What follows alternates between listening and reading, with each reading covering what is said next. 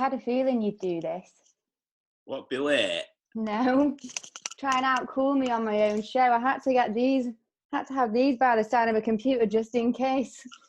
Oh, check you out. Do you know, I was going to rock some shades because I was always like, I was up a bit late last night. Like, just I've started being a bit of a yeah. Remember when I was in your music video? You what? Do you remember when I was in your music video? Listen, of course I do. It's in your introduction that I'm about to talk about. Yeah, it was so cool, wasn't it? And thanks so much for doing it for me. What you drinking? Fucking hell, back to 11 o'clock. Hot juice. Sexism, yeah, oh yeah. In one of your red American party cups. Sipping on gin and juice. Exactly. You see, I give you a big spiel, but they've got me. I drink all the time. No, honestly, it's just hot juice. Hot. Is it a hot Vimto? Because that was a thing one time. No, it is a bit like that. It's hot summer fruits, Robinson summer fruits. Why is it hot? Why not? Why is it hot? Why not? Because it's just nice for throat. Do you know what I mean? Right. You would know our throat is our instrument. It's our thing that we've got to protect. So yes, you know. So why a bit not? of hot juice, it looks after the old esophagus. Yeah, definitely a new one. Let's get Daft Punky. Right. Okay, guys. Hey, and welcome to my channel. I'm Gabby Zakara, and I've got a very, very special guest today. You can probably feel the energy already. This is Ben. He's a DJ, a presenter, a comedian, creative writer, and an all-round legend. I've known Ben for years, and if you've seen my music video for the cover of the song One Thing that I've done, you might recognise him from there. So Ben, welcome to my show. It's an absolute pleasure and an absolute treasure to have you on. Are you okay? It's a right pleasure as well, man. It's good to reconnect, and yeah, I remember that. I love that original tune as well, that Amory One Thing. You've done a right good job on that. Thanks. Yeah, no, like it was one of those where I think I'd like grown up on the song, and then you just don't hear those types of songs. Like you grow up in it, you love it, and then it's just gone and disappeared. And I remember like I'd done the track. And I can't remember where the idea had come from, but I did a cover and I'd not heard the song for ages. And then I went to the gym, like that same week I'd recorded the song, and then it was playing in the gym, and I thought, no fucking way, like how is this happening? It's one of those times when it's like the universe is giving you signs that you're on the right track. It's just doing weird stuff. Literally on the right track. Yes, exactly. So yeah, no, it was dead cool. But actually, it's reminded me now, because when you do your DJ sets, your sets are full of those songs that you've just not heard in ages, and you're just feeling them, and you're like singing along and just having the best time. So yeah, I bet you've not. But you've just been like, have you just been DJing by yourself in lockdown then, in your lounge? Yeah, just one man sets, one man, one cat sets, just been playing till, in fact, I'll tell you the truth. So where I'm sat here on my couch and that, I've got like, I'd turn it, but room's a bit of a tip. I've got like a globe, but it's like a wooden cam, almost like that, but with like the world printed out. So I feel like my decks are just there on coffee table. I'm just like playing out to like the world and beyond. So if the world's there and I'm playing out, I'm in the stratosphere, I'm in the universe playing. So I just keep looking, going, New York, yeah, I'm gonna play there. Like, oh yeah, Melbourne, gonna play there. So it's been good just practicing my beat matching and going through my record box. Any DJs or any people who delve into the record box world know that it's my cat's going to get involved in a minute. Record box know that it can be a bit of a head blag, but we've had plenty of time to sort through the tune, so it's good, man. I feel like I'm going to like be leveled up in so many different areas, so I'm excited to play the tunes. Do you know what I mean?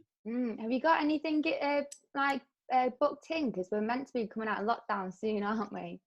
Yeah. So I've been getting a few cheeky bookings. Do you know what's weird, right? This is a mad one. Like, so DJ bookings are coming back in and stuff. But I think because us... Did you hear that? What are you doing, Sheila? Sheila. My cat's called Sheila, yeah. Princess Sheila Maskell. You had too much of a fun time in Australia on your comedy tour then. You're now named Sheila. That's exactly it. She's the memory of the other side of the world. Yeah. I'll come to tale of Sheila in a sec. But yeah, with bookings and that, right? What's super mad is I've had a few like for DJing and stuff, but the main booking that I'm getting is to be like the master of ceremonies or like the person that gives my mates away at weddings. So I'm getting flown to France in July to give away some mates for their wedding. And then I'm going to Italy.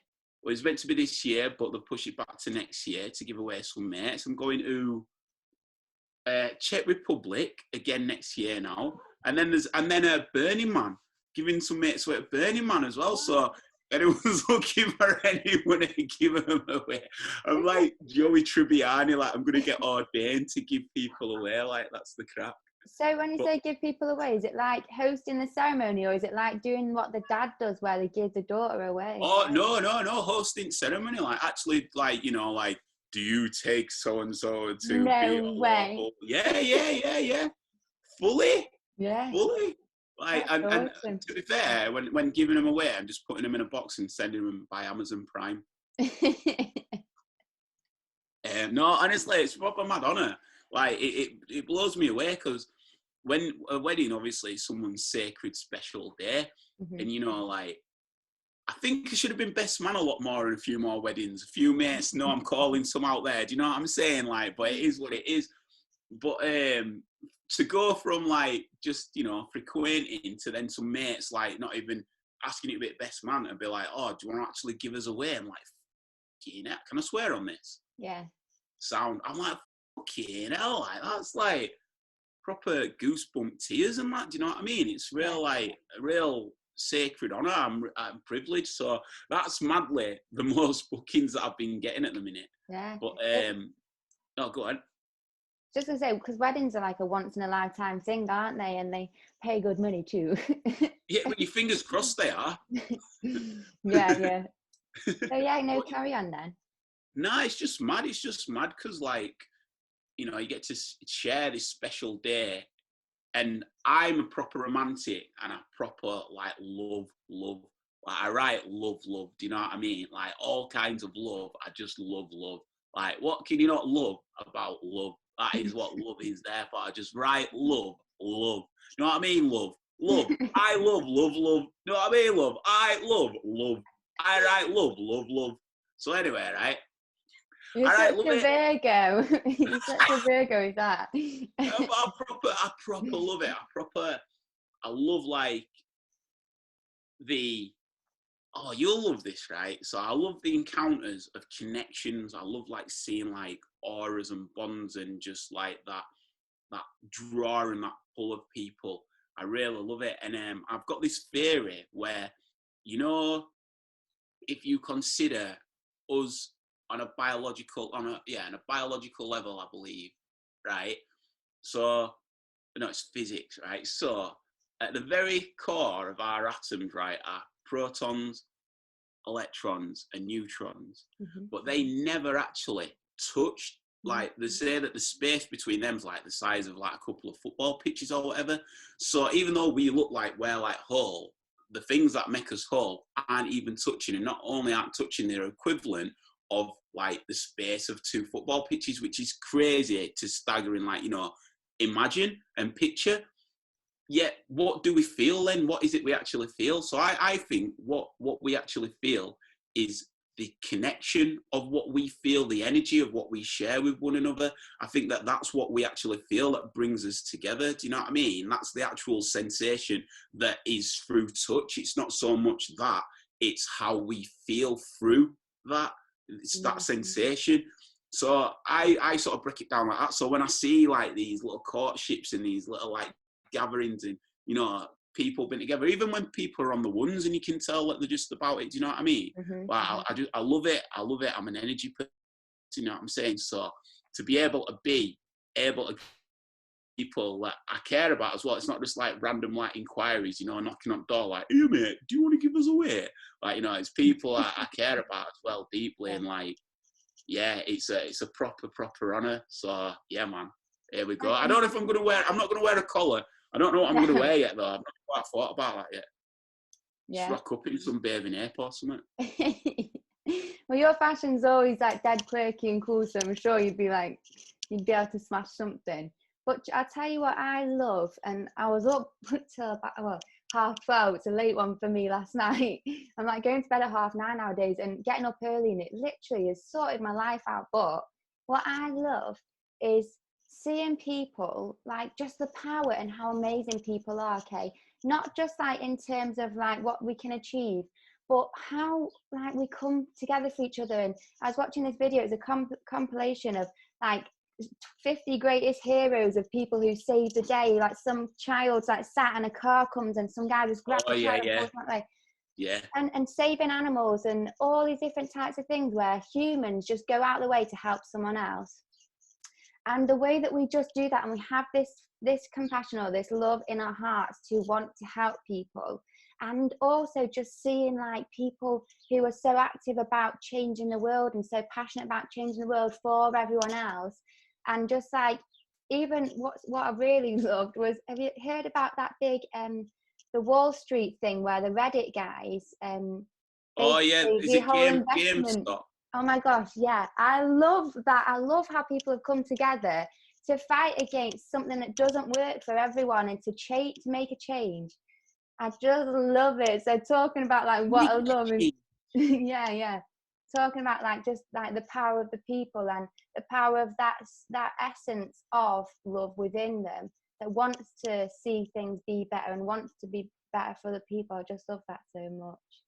I think you nailed it with the word compassion. I think that the world sometimes feels like a bit vacant when it comes to compassion. Do you know what I mean? But I think I've seen that video that you're on about, and it's not only like the feat of saving people, it almost feels like it's superhuman strength sometimes. They've not thought about it, they've just acted upon it and like lifted cars and, you know, done stuff that you just can't even picture. But in that moment, they've just gone to a place where it's literally life or death. And I think there's something in that. I think like when it's called upon, I think our instinct is compassion, is empathy, and that's why I believe in humanity. Do you know what I mean? Like, I really do. I say in my stand-up actually, the last special that I taught, I was like, it's about what is reality, and I was like, I don't want to save the world, I want to change it.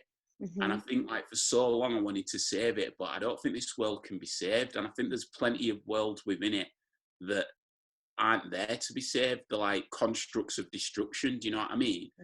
But I feel like there's worlds upon worlds. You know, you've got a planet, you've got globe, you've got world. Do you know what I mean? You've got worlds within those. So I feel like as a whole, as a planet, as people on this planet, we are innately good. We're born not knowing anything. We're taught everything. Do you know what I'm saying? Everything around us has been conceived from somebody's idea. That's it. Like somebody had an idea. Oh, do you know what? I'd really love to like talk to someone while they're in their house. Oh, phone came. Would it be nice if we could see them? You know, and that's just how it comes. It's just people's ideas, and then obviously their work ethic, dedication, a lot of luck and opportunity as well. But things and resilience, and these are like, as humans, we want to explore. Otherwise, we'd still be in the same part of probably Africa that we were. Do you know what I mean? But as humans, we wanted to reach out and explore. So I do think there's stuff deep down in our DNA that when it comes to those split-second moments, that's what we go to. Unfortunately, there is some constraints that try to distract and dictate and you know, take that from us. But I'll never, ever like lose like that faith in humanity, because that's what we were all about. And taking it back to that connection and that touch as well. Like, I feel like when you look at it from that perspective, I think a lot of it's about perspective. And I feel like there is a lot of people that want to change the world, even in their everyday, you know, in communities, youth workers, you know, youth clubs, community centres, babysitters who, you know, some parents might need them to look after them, and you know that kid gets given some ace wisdom. I'm thinking of like when Marcus Rashford were on about how he was like looked after when his mum was working like 3 jobs. Do you know what I mean? And he had babysitters and the neighbours who became his aunties and stuff. Do you know what I'm saying? Like those are all like people that are changing their environment. Do you know what I'm saying? Like doesn't mean that you have to go out and stand in front of a tank. We're all like ripples of our own community, and we can all make those impacts. And I feel like if we can all take that on, that's when we as the people still like govern and control the power of change. It's so true. It's just about like being the change you want to see, isn't it? And something that it is interesting is like humanity is the problem, but they're also the solution, and it's only humans who are going to be able to change it. So there's no point in kind of like hating on our fellow brother and sister and like pointing fingers and going like, look at like the world that we've created, like, or look at the world you've created, and not taking responsibility for us all being a collective consciousness. And I believe there's a lot of like in the world to distract us at the minute, to keep our minds engaged in dramas on TV and stuff, and it stops you from really doing the spiritual work or the healing on yourself and being loving and connecting to nature and all these things. And some people say, you know, it's these negative people who've created this, they've trapped us all, and we've ruined this thing. And I'm thinking, what if we have just manifested some kind of means of escape because we didn't want to face our crap? So we've manifested in the world this system where people now give us all this entertainment, all this stuff that we can escape into, so that we don't have to face our problems and the reality. And it's not their fault. Like, we just have to take responsibility and go, maybe I enjoyed escaping, maybe I really wanted to just get away, but like from now, because so much is changing, it's a really good time to go, right, let's just look at ourselves, let's see where we could like do like the work, be a better person every day, help your neighbor and all that kind of stuff. And it's only by doing that work yourself that you'll see the world change, isn't it? You raised some good points there. I think like as a collective, I suppose we definitely do all share the responsibility and the burden of what's being manifested. Do you know what I mean? Even if it's not the way that it is, I suppose we do. I've never really like looked at it like that. I've always felt like, you know, I'm involved in the entertainments. Do you know what I mean? So like, it's a weird one because it's my TV shows that I want people to be watching. Do you know what I mean? But I think I've got a responsibility in there that I always create from a place of authenticity and integrity, that it's got heart and substance and a message in there. Do you know what I mean? Even if it's like really deep down, I want people to, you know, in my comedy or what have you, I want people to see the struggle and the journey and the temptation, but also the not the route that I took, you know what I mean? But just the different options. Do you know what I'm saying? Like, I feel like it's one of them where you can still work on yourself and watch TV. Do you know what I mean? Like, I think everything's about balance and about like, I'm quite an extremist in my head. Do you know what I mean? Like, I can work for like forever on something and cut everything off. Like, I'm an introvert as much as people believe I'm an extrovert. Do you know what I mean? But I'm a real introvert, and I really love my own like time and my solace. And that's when I'm like beaving away in my head, like coming up with some right madness, mate. Bloody hell, I tell you. And then I like concoct it, and then I put it out there, and I celebrate it, and I want to like join with it and share it with people.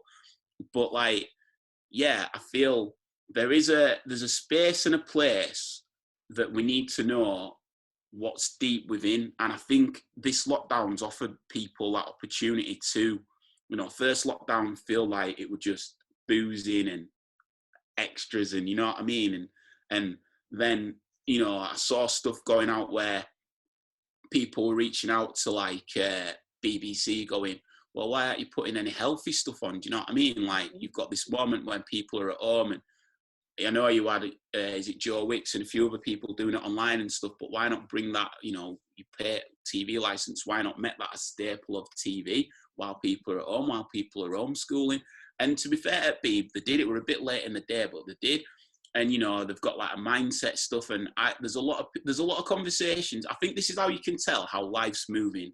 Mm-hmm. When the conversations that you used to have that were only like reserved for the after party, sat around the kitchen table doing no good, but it is really good. Do you know what I mean? Mm-hmm. And those sort of conversations are now in everyday life. You know about spirituality, you know, stuff like health, fitness, views of the world, like the way that those sort of late nights allowed you to be a bit more free and open and talking and looking at different angles and ways of life.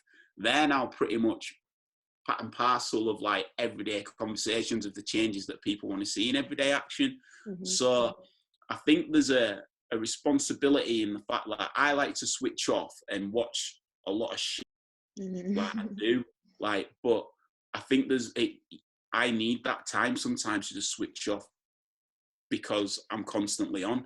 Mm-hmm. And like, I think that's what's the key, is if you're constantly watching shit and filling yourself with shit. Like, I got fully involved last week in Prince Harry, Meghan and Piers Morgan stuff. I did. Right.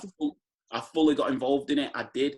And I'm grateful that I did, because I think that years ago I would have stayed out of it because I didn't want to, quote unquote, be consumed by the media, and, you know, I didn't want to be distracted by what I'm doing.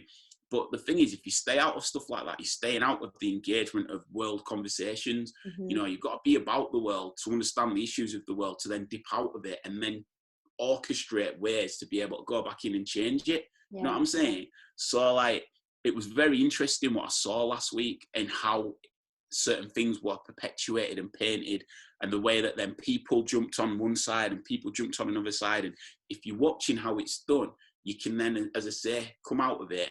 I'll put that in my comedy the way that I've seen it, and then put it back and present it to people, so people will be able to go, is that how we've been manipulated, or is that how that's been played? Mm-hmm. If you're not in that, and you could just come in from a place like that, it can seem like preachy or a bit like disconnected. And I found that as well. Do you know what I mean? You've got to be about the battle. Do you know what I'm saying? You've got to be in there on the trenches about the battle, because you've got to feel it. Because when you're again aware and you go back in, people know that you've felt it. So it's coming from a true place. It's not coming from a place of, you should do this, you should do that. And I think that's what's the issue at the moment with like this cancel culture. I think people aren't about it. I think people are just trying to shut people up, rightfully or wrongfully, but they're not seeing the engagement of, well, why is that happening? Let's deal with it. It's just, no, that's wrong, no, that's wrong. And that's where the division comes. So yeah. That's interesting you brought that up, like, because I noticed on your socials you've always voiced your opinion on things. And I'm a real man, Bradford for life, you know what I mean? West Yorkshire. And one of the things that you say on your Insta as well, you might have mentioned it earlier, but your Instagram says that you're a funk soul brother here to spark the soul of a generation. I love that. I don't know if you've heard of like the Indigo children, but in like spiritual communities, they talk about these 3 waves of not higher, but beings who've like more evolved from the earthly plane, come back to help people on earth through this like awakening process and this ascension. And there's the Indigo children who came between like the 60s and the 80s or something. There's the crystal children who came between like the 80s and 2000s, and then there's the rainbow children who are coming now. And the dates might be a bit like blurred or whatever. But the Indigo children are this wave of people who've all come to basically kick the status quo off its fucking like chair, and to basically like completely knock down the whole system, make radical change, to be the people who are on the front line, who are here to just completely change the system because it's not working for people. And they're the type of people who are outspoken. A lot of them have had a really tough time in life. A lot of them have had to actually choose to leave early, which is a real shame. But there's this first generation of people who really had it hard, but they were the front line people sorting out the system. And then the crystal children come and they try and smooth it all over and like make it all kind of make everyone now adjust to this new way. And the rainbow children are then like this high frequency people who are here to bring the new frequency of what we're going to be living and stuff. But I definitely think you're a crystal child, yeah, because you come, you say what you need to say, you speak your truth no matter what. And obviously with the cancel culture and like freedom of speech, like how important is it to you, or how important do you think it is to speak your truth no matter what, or to like stand up for issues and not be too scared to say something because you're scared of what everyone else might say or think about you? Right, you've got to send me some bits on that. I'd really love to learn a lot more about that. And I've always felt like, I believe like I am a light vessel. Mm-hmm. So I believe I've been placed on this planet to spark the soul of a generation, to light it up. I generally do. So I believe I'm living a human existence. So that's why like I engage in the human interactions of it all. But I believe like I'm a soul and a spirit that's living this human interaction. Mm-hmm. So that's what keeps me grounded, like, because I'm just channeling like the parallel universe or the energy that I want to be able to, like, it's not me, it's a higher, you know what I'm saying? It's a higher collective beauty that's coming through. So that's how I like ride with that. So I do feel that, because I do feel like I was born in '83, and I feel like the beauty of being born at that time is I remember the cassette going to CD player, going to mini disc, going to iPod. Do you know what I mean? I remember decks going from vinyl to CDJs to now like MP3 compact like controllers. So I appreciate the change. It's not like if I would have just been born into the world with the internet, I wouldn't know a life before it. Mm-hmm. So when my computer's buffering, you know, if I was just born into the internet era, I'd be like, oh, fuck's sake, it's well slow. Even though we still do it, but you've got to remember when the 1.0 internet, do you know what I mean? How ancient. I remember when the 1.0 internet, it's true, like, you know what I mean? I just rock around and knock on folks' door, like, is so-and-so playing out? Is Nicola playing out? Give Nicola a shout, she knows. But like, yeah, like, I think what's crazy about that is because we've seen so much change, like I do think there's something core of our generation, we're the last of seeing the world how it was before. The internet is the new world, it's a new generation, do you know what I mean? But we're still like corpus mentis and of a point where we're still about the streets, so to speak, do you know what I mean? We're still in and around it and still able to like impact it, I believe. So that's a real interesting I'd like to look a bit more into that, actually. But yeah, going back on to just speaking truth, I think it's a double-edged sword, do you know what I mean? I think, like, freedom of speech needs to be there, but in order of freedom of speech, you need all areas of freedom of speech, even if it's not right. Hate speech should be vetted because it's in its title, it's hate speech. Yeah. But without hate speech, if people are putting hate speech out there, then it needs to be instantly fact checked and it needs to be countered by logical facts around it. Do you know what I mean? But if you start cancelling or shutting people up, then what you're going to get is you're going to get these people doubling down, going, oh, well, they're only doing that to us because they don't want us to be heard and rare. And, you know, then it just because you cancel them online, don't mean that they're not going to talk again. Just because Donald Trump ain't president anymore, it ain't like he's just bounced. Do you know what I'm saying? Like, so like, it's very, and if anything, when people double down, like a human trait is stubbornness. Do you know what I mean? It's like you could tell people something, and unless you're able to consider what they're... So I suppose, like, I'm probably better giving examples here because it's getting a bit, what does he mean? Because I don't agree with hate speech, clearly, and I don't think there is a place for hate speech, the same as I don't think there's a place for racism, sexism, misogyny, homophobia. I don't believe there's a place for any of those at all. I feel that when somebody's getting racially abused online, like, they should be taken to task. I think, like, there should be sentenced to prison or given hefty fines, because that's the only way that people are going to then stop doing that, rather than a slap on the wrist or something like that. So I do think there should be measures put in place for that. What I also do feel, though, is that for a lot of people, hate speech is such an extreme, but you've got things that take people to hate speech. Do you know what I mean? And I think there's people that will put their opinions across that aren't exactly at hate speech level, but they may put their opinion out there and they just get jumped on. So they feel they're a part of the hate speech collective, and they're not. They're just people who maybe have been raised differently, a bit ignorant to certain things, and I'm not defending them, but there's no good in what is the outcome, what is the objective? Is it to shame them, or is it to educate them, or is it to embrace their opinion and engage in a conversation to change them from that? And that's how I feel my content is. I don't ever want to be judgmental. I believe that I could go into a situation. I've been in situations with like racist people, do you know what I mean? I've been racially abused when I was up in Scotland one time, and I'm not putting Scotland out there on blast, it's just that's one time that comes to my head. I was at Edinburgh Fringe, and all my mates, to be fair, like of all different races and genders, like wanted to jump on this dude, and I was like, nah. And I just had a word with him, do you know what I mean? I was like, why have you said that? Why was that your first port of call to go to that?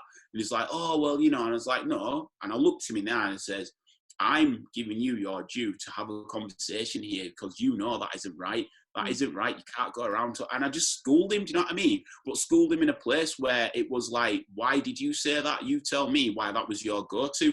And the dude broke down in tears and he was like, I'm sorry, I don't know, I shouldn't have, I know you shouldn't have gone there. Yeah. But look, if this encounter changes that impact on you, it's far more better than him getting a shoe-in or just being cussed out, do you know what I mean? And that's the difference. I think the cancel culture is almost like a self-fulfillment of, oh, I showed them, rather than trying to really engage like or in conversation of change. So that's what I look to do, and that's why I always will speak my truth, because if you pander your truth, you've got nothing to add, I feel. You know, I don't know everything about everything, and if I get something wrong, I'm happy to be educated on it or told or schooled on it. Do you know what I mean? I'm more than happy to do that. I think too many people want to be right, and not too many people want to be heard rather than being right.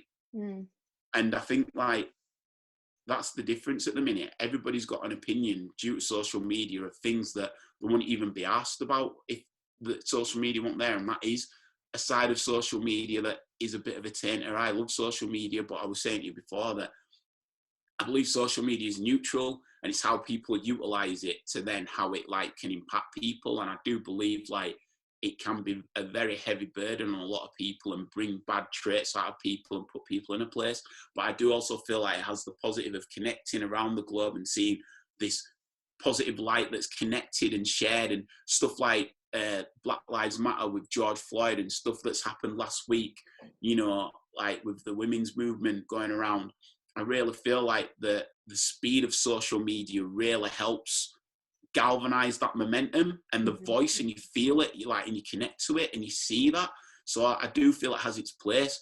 But yeah, I also think that if you're not speaking your truth, you know, online, in real life, in conversation, again, when you brush your teeth in the morning, brush your teeth at night, and you look yourself in the mirror, you know you've not been your true self. So how can you hold anybody to task or to account if you've not spoken your truth?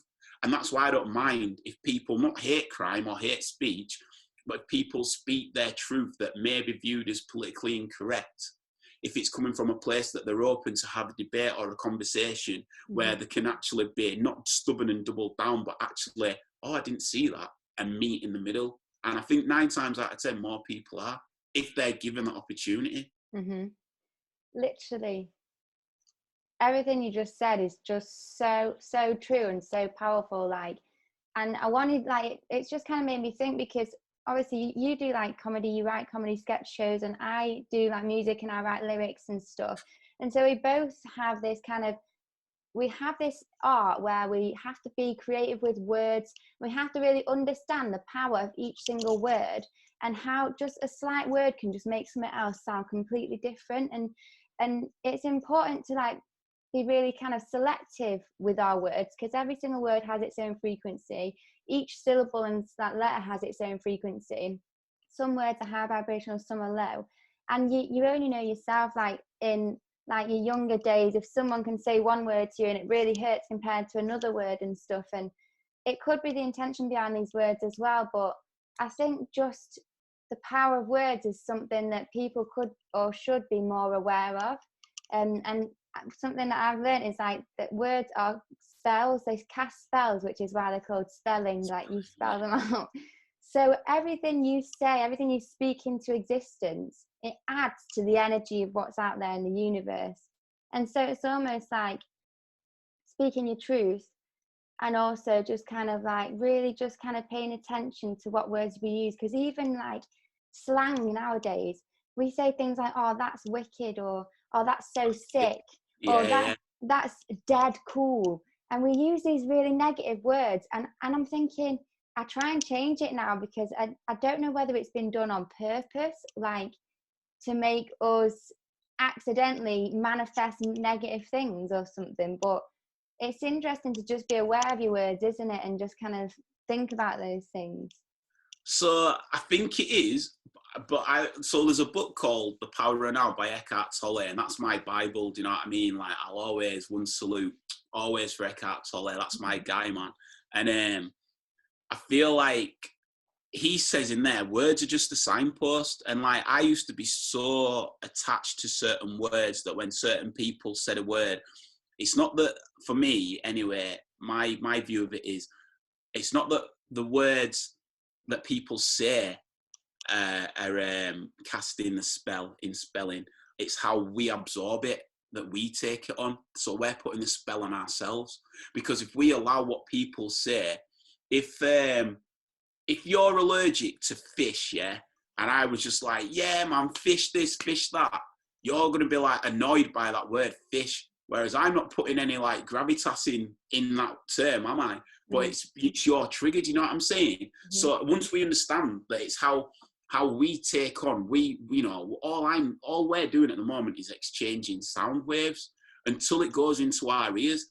And then it's almost like a factory in there. It's like, and it's how we compute it. So we'll hear a certain word and we'll go back to a time when it was like, oh, after that word, that thing happened, or someone said that before and that happened, or, oh, actually, that ties it up. And it's us. We're putting the spell on ourselves. And that's what I think we need to be really in tune to, not necessarily the words that people are saying, but how we, if words were food, what's our diet? Do you know what I mean? Like, how are we absorbing these words? Because what I've found is, if you can unravel from certain words, you have the power, because the universe is always going to throw these words up to test you.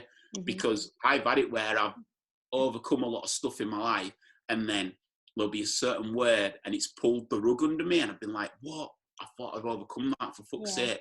But then it's like, you see the game of the universe, it's push and pull. And it's like, all right, universe, I've overcome this. And the universe will be like, all right then. And you like, and you style it. And not only do you style it, but you style it in a way where and you acknowledge it. And it's like, before that was such a burden. Now you're like, thank you for presenting this, as I've proved to myself that I've overcome it. Thank you again. And then every time that word or that situation or that smell or that place or that instance comes back into play, it's now a register of, I was triggered by that, but I've overcome that, and this is how far I've grown. So it always grounds you and brings you, and you're able to like use it as a barometer of how much you've grown and grown and grown. So I agree that words are spells, but the thing that I would say is, it's important to us. We have the autonomy and the control, not the people that are saying the certain words, which again, bring it back to what I was just saying previously. When someone has racially, discriminated me, or they've said certain words to get a rise out of me, that's how I've been able to maintain my composure and my calmness in that situation, because they wanted a certain reaction. They didn't get that reaction. The response that they got has not only thrown them because they've tried to do it, but I've gone to them in a measured manner as well, which has completely flipped the situation. Do you know what I'm saying? Like, that word is so hurtful, and those words are so hurtful. I'm not saying that, we should just rise above. Like, those words do stab and do hurt. Yeah. But what would hurt me more, knowing me, is if I reacted in a way that wasn't true to me. That means that they've won and they've dragged me out of being me. So that's the key, I feel, is we have the control over the spell. I think 1,000% you're right. And I wonder whether it's both then, because I think 1,000% everything in life can trigger you, and your triggers are only sore areas where you could just look at yourself and go, right, how, just for my own sake in trying to live life, can I heal from this? Because I don't want every time this happens to have to react in the same way and to put myself under the stress and all that kind of stuff. It's like they show you these things and you can learn and evolve and grow and that kind of thing. But there's a really interesting experiment by a guy called Dr. Emoto. And you're a G. Go on. He gets little water molecules. He speaks certain words to the water molecules and they change into either beautiful, symmetrical shapes or horrible ones, depending on a positive or negative word. So it could be half the word, half the intention. Just to add on that as well, he freezes them, doesn't he? So he freezes them and then looks at them under a telescope so you can see the beautiful precision of these, like, almost snowflake-like beauty. But snowflakes are all unique. So, like, you can see the beautiful formations, but when it's been horrible to him, they're all jagged, and you see that the sensation that they felt has impacted them. That's exactly. I'm glad you said that, in case anyone's watching who didn't know that. So I'm glad you've said that. So yeah, like, you can literally see the difference night and day. And you'll have like also apples where you say nice words to one, horrible words to another, and one goes mouldy a lot quicker and stuff. And this is not the apple going, oh, that's hurt me, I'm going to now mold quicker or whatever. Like, words, energy actually is conditioned. Like, we condition energy with our consciousness. So we basically say a word. You can call someone stupid enough times where they start behaving stupid, because people put that on them, they label them, they believe that person's stupid, they put labels and conditions on someone, and that person starts acting that way. What I'd concur with that is its intention. But if someone called me stupid enough times, it's not going to make me stupid because I know I'm not stupid. Do you know what I mean? So that's what I'm saying, is just because someone's saying it, I think what we need to learn is we're the ones who are in control of that. If someone's saying you're stupid, you know you're not stupid, so show them you're not, or prove to yourself you're not, and you rise above that. You see what I'm saying? I think that's the difference, is just because someone's shooing something our way, we shouldn't have to take it. Yeah. That's what my belief is. Yeah. Just going back to this, you were saying that the water experiment, though, they look like beautiful snowflakes, don't they? The shapes and stuff. And what makes me just think is, whenever it snows, then is that God just whispering sweet nothings to all the water in the sky, and they're all just turning into beautiful snowflakes? Because who is it that's conditioned the rain to suddenly be in such a beautiful, like, all these beautiful shapes that rain down and like cleanse the energy of the earth? Like, someone's done that. Oh, Angelic, when you said that, you made my heart flutter. Someone's done that, surely. Like, there's no coincidences under the sun, is there? There's no coincidence, only the illusion of coincidence. That's from V for Vendetta. That's a bad boy film. That's this year, hasn't it? Like 2020 is V for Vendetta all over, isn't it? And an TV show called Utopia that used to be on Channel 4, but we won't go there. But I tell you, it's interesting we're speaking about snowflakes, because now the term for people who are soft in society is snowflakes, isn't it? And we take that as a diss and a slur, whereas snowflakes are beautiful, unique creations of beauty. Yeah. So I wouldn't mind being called a snowflake, you know what I mean? But I often think of that example because, again, going back to physics, we're like 60-70% of water. Yeah. So clearly that does have an impact. We've seen it proved in that science experiment. Yeah. So it does have an effect on us. It clearly does. Do you know what I mean? So I do often think about that. But again, I feel like we have a responsibility to protect ourselves and to be clued up from ourselves. And I understand if people aren't, and that's why spells can be put on them. But I also feel like there's enough within people, again, human spirit and that exploration of being better by humans, if we were to understand, and this is where I feel like schools could do better, telly could do better, you know, but then it's maybe we could do better because people can find it. It's out there. It's just why don't people essentially go to that? And I find people sometimes reach it when they're at a low ebb or when they're at a point when they're on looking to tap out. Do you know what I mean? And I don't know if that's a reason why it finds you at that time. Do you know what I mean? It'd be nice if we were just sort of born and then it's like, all right, well, as a kid, you're going to do yoga and meditate and learn about your diet and this and that. Do you know what I'm saying? And I think that'll be next generation. I think like there's enough information around now. You can see how people are, you know, my mates who've got kids, how they're introducing their little ones to the world. So I just think it's a generational thing, really. But yeah, I do think that we have autonomy over what's said to us to let it impact us and affect us. You know, are you going to be shot by the arrows, or are you going to have your spiritual shield? You know what I mean? Well, that's the thing, because I've just like got dead sensitive to energies over the years of being like, just like kind of following this journey and stuff. And sometimes, because I've been learning about spells and stuff, I can have moments where I'm like acting in a funny way that I don't usually act. Like I'm just like getting pissed off about something I wouldn't normally get pissed off about, or just acting a bit stupid, like I was saying, and all I need to do is say a spell that reverses negative energy people have cast towards me, and suddenly I'm snapped out of it like nothing. So I've experienced my own self through reversing negative words people have cast to me and seeing the change instantly, or physically squeezing negative energy out. So when you experience it yourself, you start to really see how much energy of all different people really does affect you, and you need that spiritual shield on, don't you? And if you don't protect up, then you do get attacked. You've got to find ways of how to get rid of that bad energy and just, you know, keep yourself on your game, basically.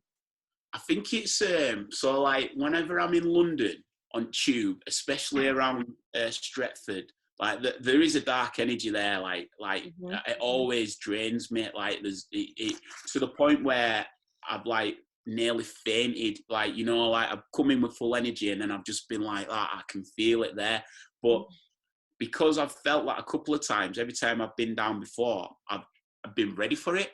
So I've grown like stronger. Like, you know, I've still got a bit whatever, but I've been prepared for it. And I just think that's it. You know, if you're in crowds and stuff, and if you like, for me, I'll know straight away that I've got like a base camp of check-in. So like, have I eaten? Have I had fresh air? Do I need some water? Like literally, those are my three things. If I start getting in my head a bit too much, it's those three things. If I've had those three things, then it's like, okay, then what else is it? Do you know what I mean? But that's because I'm aware of my thoughts. I'm aware of like the way that it's going. I'm aware of like patterns. Do you know what I mean? It's a cycle. And I've been able to detach myself from my thoughts. I know I'm not my thoughts. You know what I mean? I've understood that and come to that understanding. But for a lot of people, they're not there yet. And that's why I always say that Eckhart Tolle book, Power of Now, is the crowbar into that way of being. Because that's the game changer. Do you know what I mean?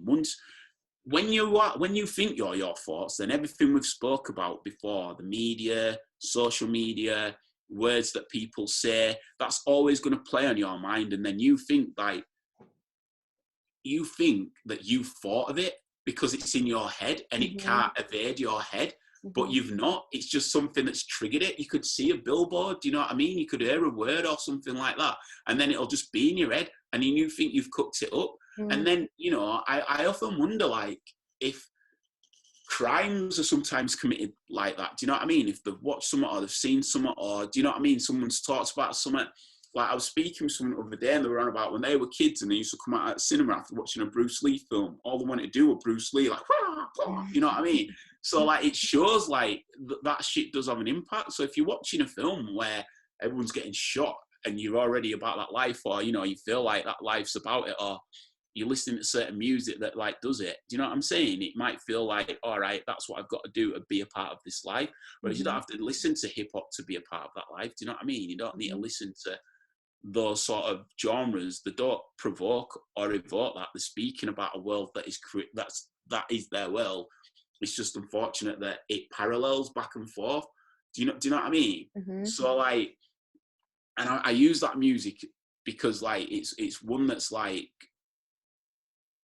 misunderstood a lot of the time. Do you know what I mean? Like there's a lot of wisdom that can come out of certain lyrics. I think there's a lot that just like plays to the status quo, but there's a lot of wisdom that comes from like stepping out of certain places, bettering yourself, and then going back to empower.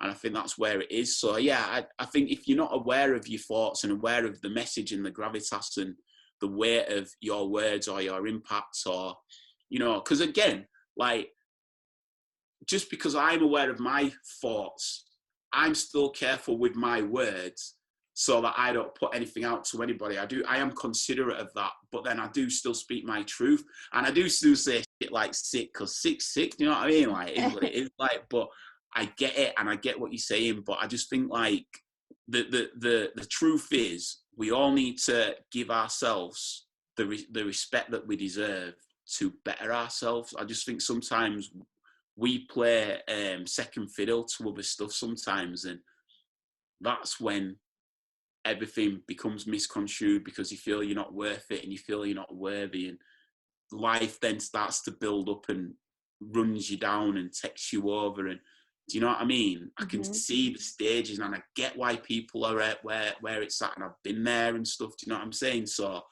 I think that's why I speak my truth, because I owe it to myself. I owe it to myself.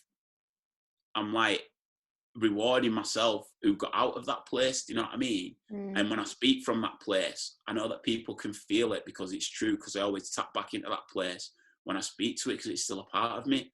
And then that's what I want to, you know, when I were on about earlier with how touching people and making people feel it, that's what I'm doing.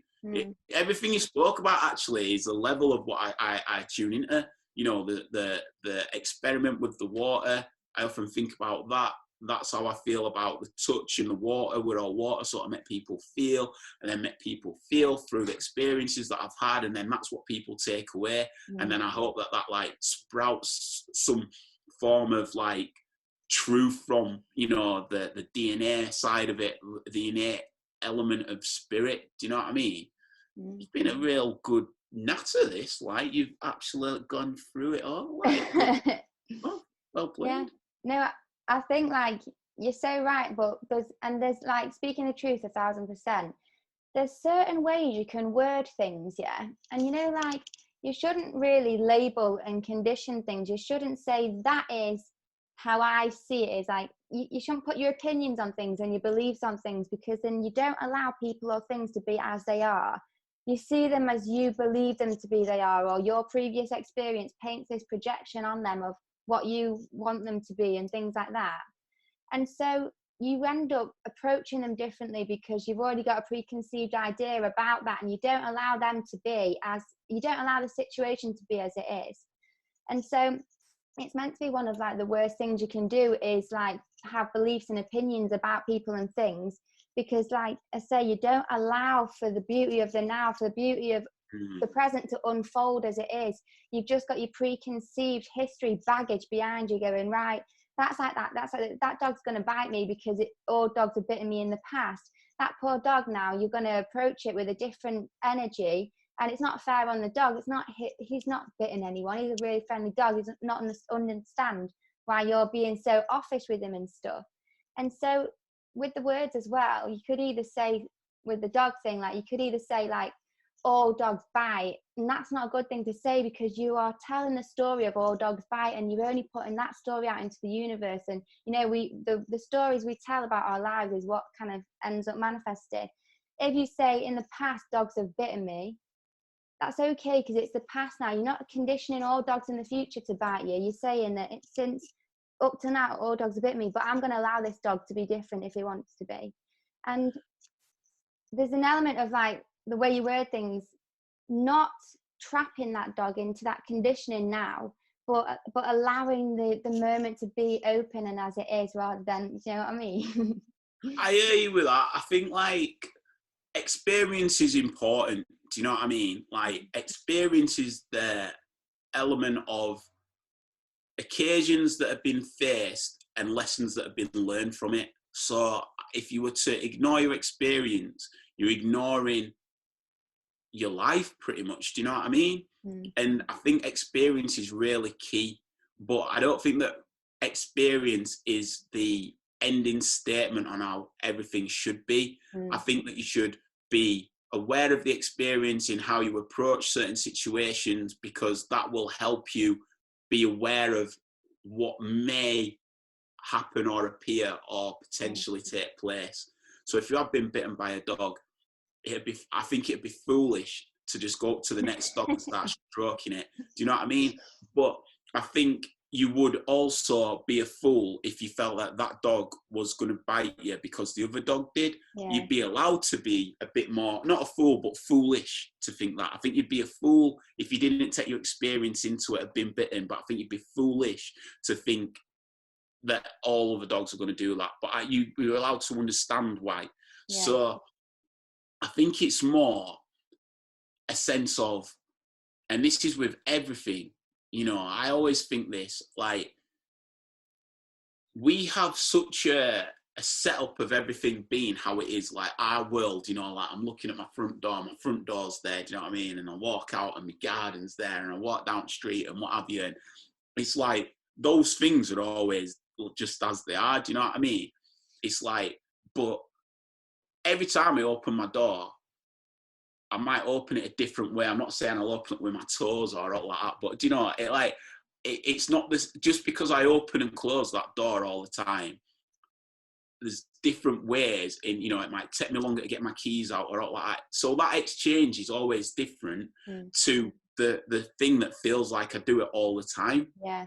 So I think it's really important where people do that, because when you look at something like, oh, I'm just having my tea, or oh, I'm just having a banana, like the word strips the life from that experience or that moment that is to be an experience, because you're allowing previous experience to strip it. Or it's just a banana, it is what it is. No, that's vitality that's giving you something, and in that moment it's new and nurturing. That tree that you see, the bus that you get on, that person, that your best mate that you've seen, you know, just because you've seen him, they're still seeing him again. Do you know what I'm saying? Like, and if you get used to it, then these encounters and these experiences, these moments become very redundant. And that's why I think people lose that zest of life.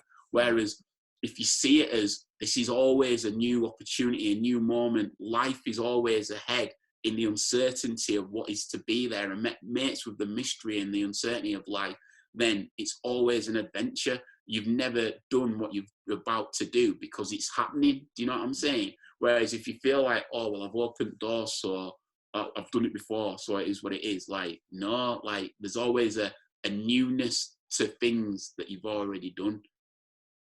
I love the way you've said that, because so many people, including myself, have this in life where you just feel like the present moment can be so boring and mundane, and it's the same. But the way you've explained it just makes me, it just like open my mind to be like, oh crap, like every single moment is just not the same. There's probably not one moment that's ever been the same in the whole of existence. And, not at all.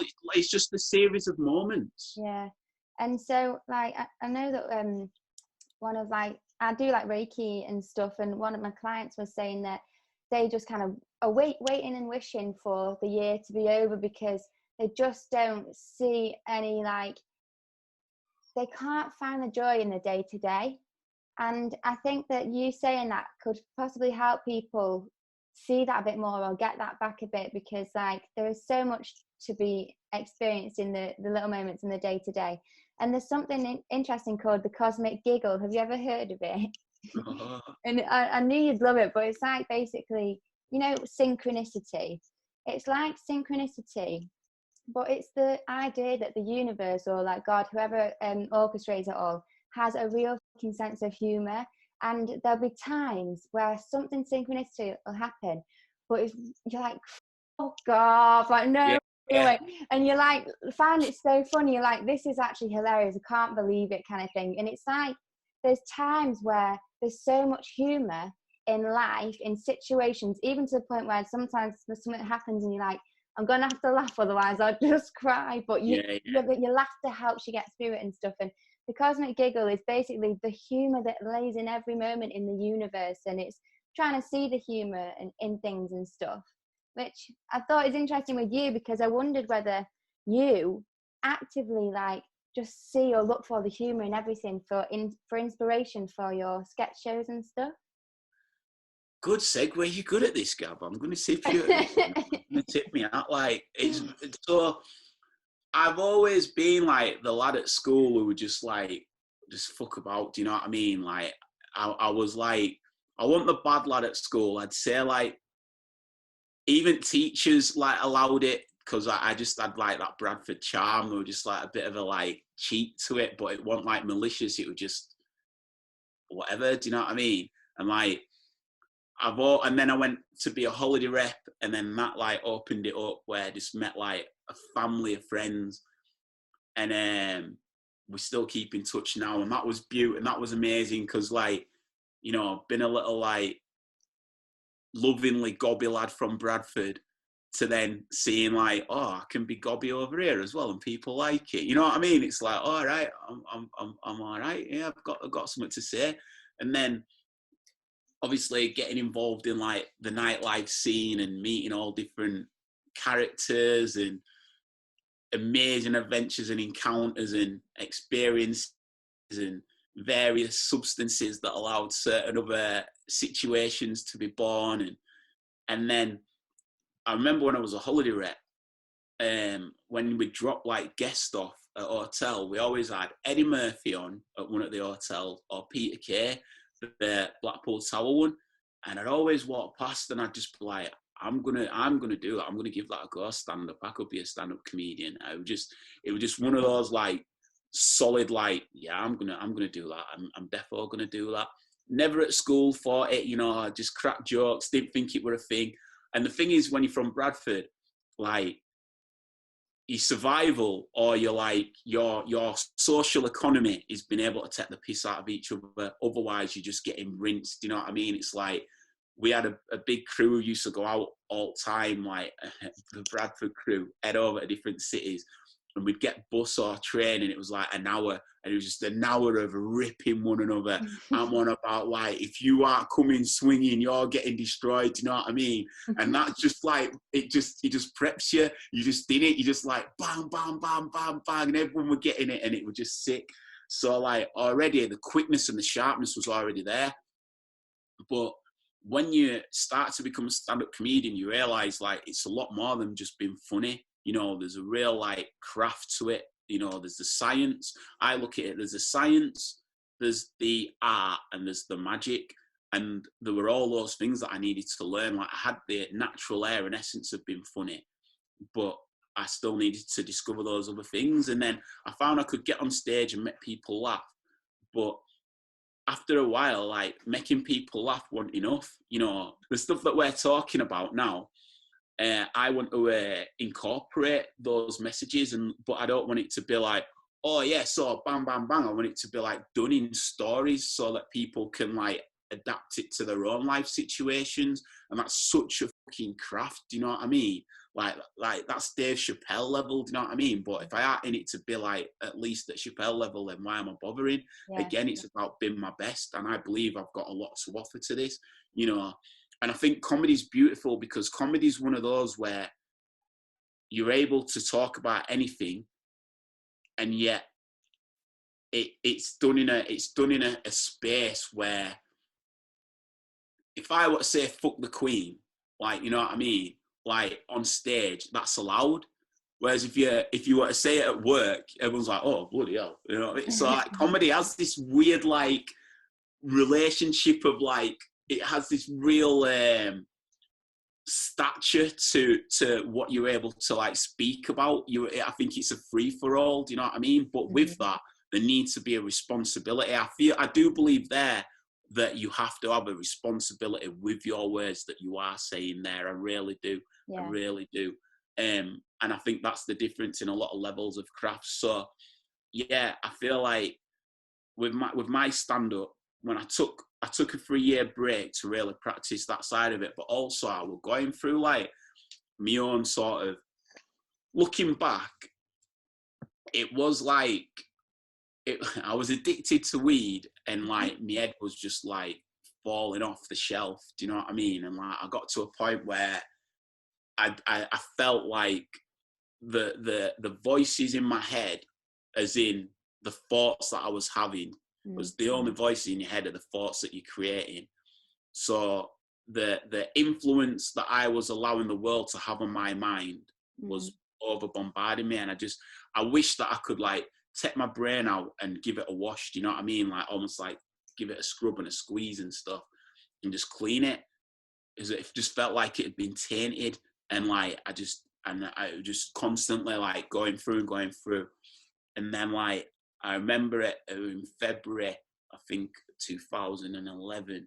There's this bridge near where I live, you know where Headingley Stadium is. You know that little cheeky little bridge, that like one-way bridge. Oh, tiny, yeah. Yeah, it was there, and I was walking there, and I remember I was just walking there, and usually that road's always like busy because it's a single lane to get through. And I was just stood over that bridge, and I was just looking, and I'm not saying I was going to do anything, but I'm not saying that I wasn't going to do anything, because when you're overtook by your own thoughts in that place, that's why when I hear people go, oh, if you're feeling suicidal or this and that, like, you know, speak out and do it. It's like, it's deeper than that. Do you know what I mean? It's like, people have got to know, that's what I'm saying, is you have a responsibility and a power over how you view your thoughts. Do you know what I mean? And that's the difference, is like, it's not about, it says to be able to be reaching out to people, but really I think like it's in ourselves as well to find that strength, because that strength's then impenetrable, like it's undeniable. Do you know what I mean? Like, I speak my truth because I've earned myself back. No one can take that. No one can put rug under me. Like, I know who the fuck I am, and I know what I've come through to be able to speak with so much truth and zest. Yeah. So like, when I was stood over the bridge, and I was like, I don't even know what headspace I was in, but I got a phone call that just snaps me out of something, right? And it was a lad called Simon Mooney, and this is actually linking it to the Cosmic Giggle. He rings me, and I answered it, and it like shut me out of everything. I went, oh, easy, all right? And he was like, oh, easy, mate, you all right? And I'm a massive believer in universal energies, like, and I do believe, like, especially at that time, like now it's more like 6%, but at that time it was like 100%. I felt my life was a Truman Show. Like, I felt like everyone was in and around my head and my thoughts. That was just throwing me off, because I had no space or silence from the world. Do you know what I mean? Everyone was just in, and I had no like privacy. So like, it was just like I was being overrun by the world. It was just too much. So he rings, and I answered the phone, and I felt like he could tell that I were in a place. So I was just talking on a level, and then he goes, and he's a Geordie as well, and he goes, mate, like, can you get us some weed? And I was like, no, sorry, brother, I can't. But I saw the irony in that moment at that time, that it was like weed that had took me to that point. And yet it was weed that was snapped me out of it. Do you know what I mean? And I had a proper chuckle to myself like that. I was like, fucking hell, you can't write that shit. Do you know what I mean? And then that's when I didn't stop then. It still took a couple of years to like get over like quitting weed. But I've quit weed now for coming up to 8 years in May.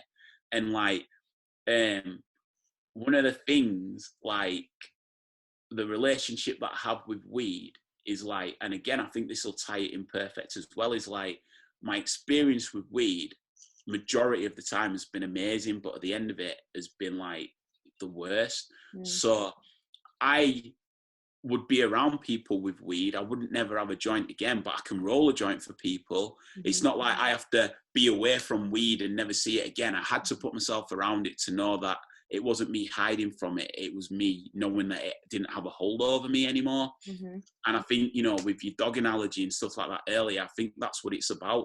It's knowing that from experience, that thing you should leave, as in not do for yourself, but you need to be around it to have control and ownership over it for yourself, so you're not just hiding from it. Because if you are, then years down the line, the universe will present it to you in a way you didn't expect it, and it's just going to shock you and throw you. Whereas when it comes, like I was saying before, you know those triggers are coming, but you know you've grown from it to push and push. And I always say the best thing I ever did was starting to smoke weed, and the greatest thing I ever did was to quit smoking it after a good like 10, whatever many years, Mm-hmm. because like I'm permanently stoned. Like, you know what I mean? Like, as that plant has given me everything, like I love Mary Jane, she's given me everything. I abused her. Do you know what I mean? Yeah. So like I was able to walk away with the greatest treat that she's given to me, which is that we are all consciously connected and we are all one. And she's took me to the center of my powers. And do you know what I mean? It's like for me to get back there now through non-abuse of her, to be able to be in my center, epicenter of the ripple, to then ripple out to spark the soul of the generation. Yeah. So bring it back to comedy. When I obviously took hiatus going through all that stuff, and then like coming through that, I wanted to speak about that message because, you know, I've had mates who've committed suicide. I understand that it's the biggest killer of men between a certain age, and it's something that I know that because I've been through, I want to be able to add my experience so that people know that not only that there's another side to it, but there's another side that I'm thriving. I'm stood on stage, not only just to overcome it, but fucking conquering the fuck out of life. Do you know what I mean? And this can be used as well. It's not just you get through it and you just meddling through all the way after that. Like, you proper overcome it and you proper own it. You've won yourself back. You've got that shit. Do you know what I'm saying? Like, you're not ever gonna let that go again because you've found the true you. You've gone to rock bottom. You've dig down and you've fucking claimed yourself, and now you're wearing yourself as a shield. You know what I'm saying? Mm-hmm. That's why when I'm on my one or whatever, it's come from a true place. Do you know what I'm saying? That's the place. That's the root of what it's come through. The truth of where it's at.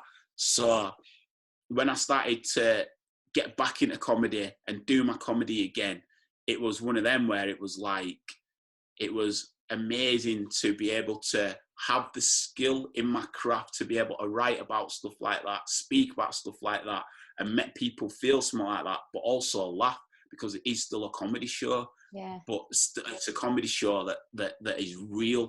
Do you know what I mean? It's like, and I feel it's a real good extension of who I am.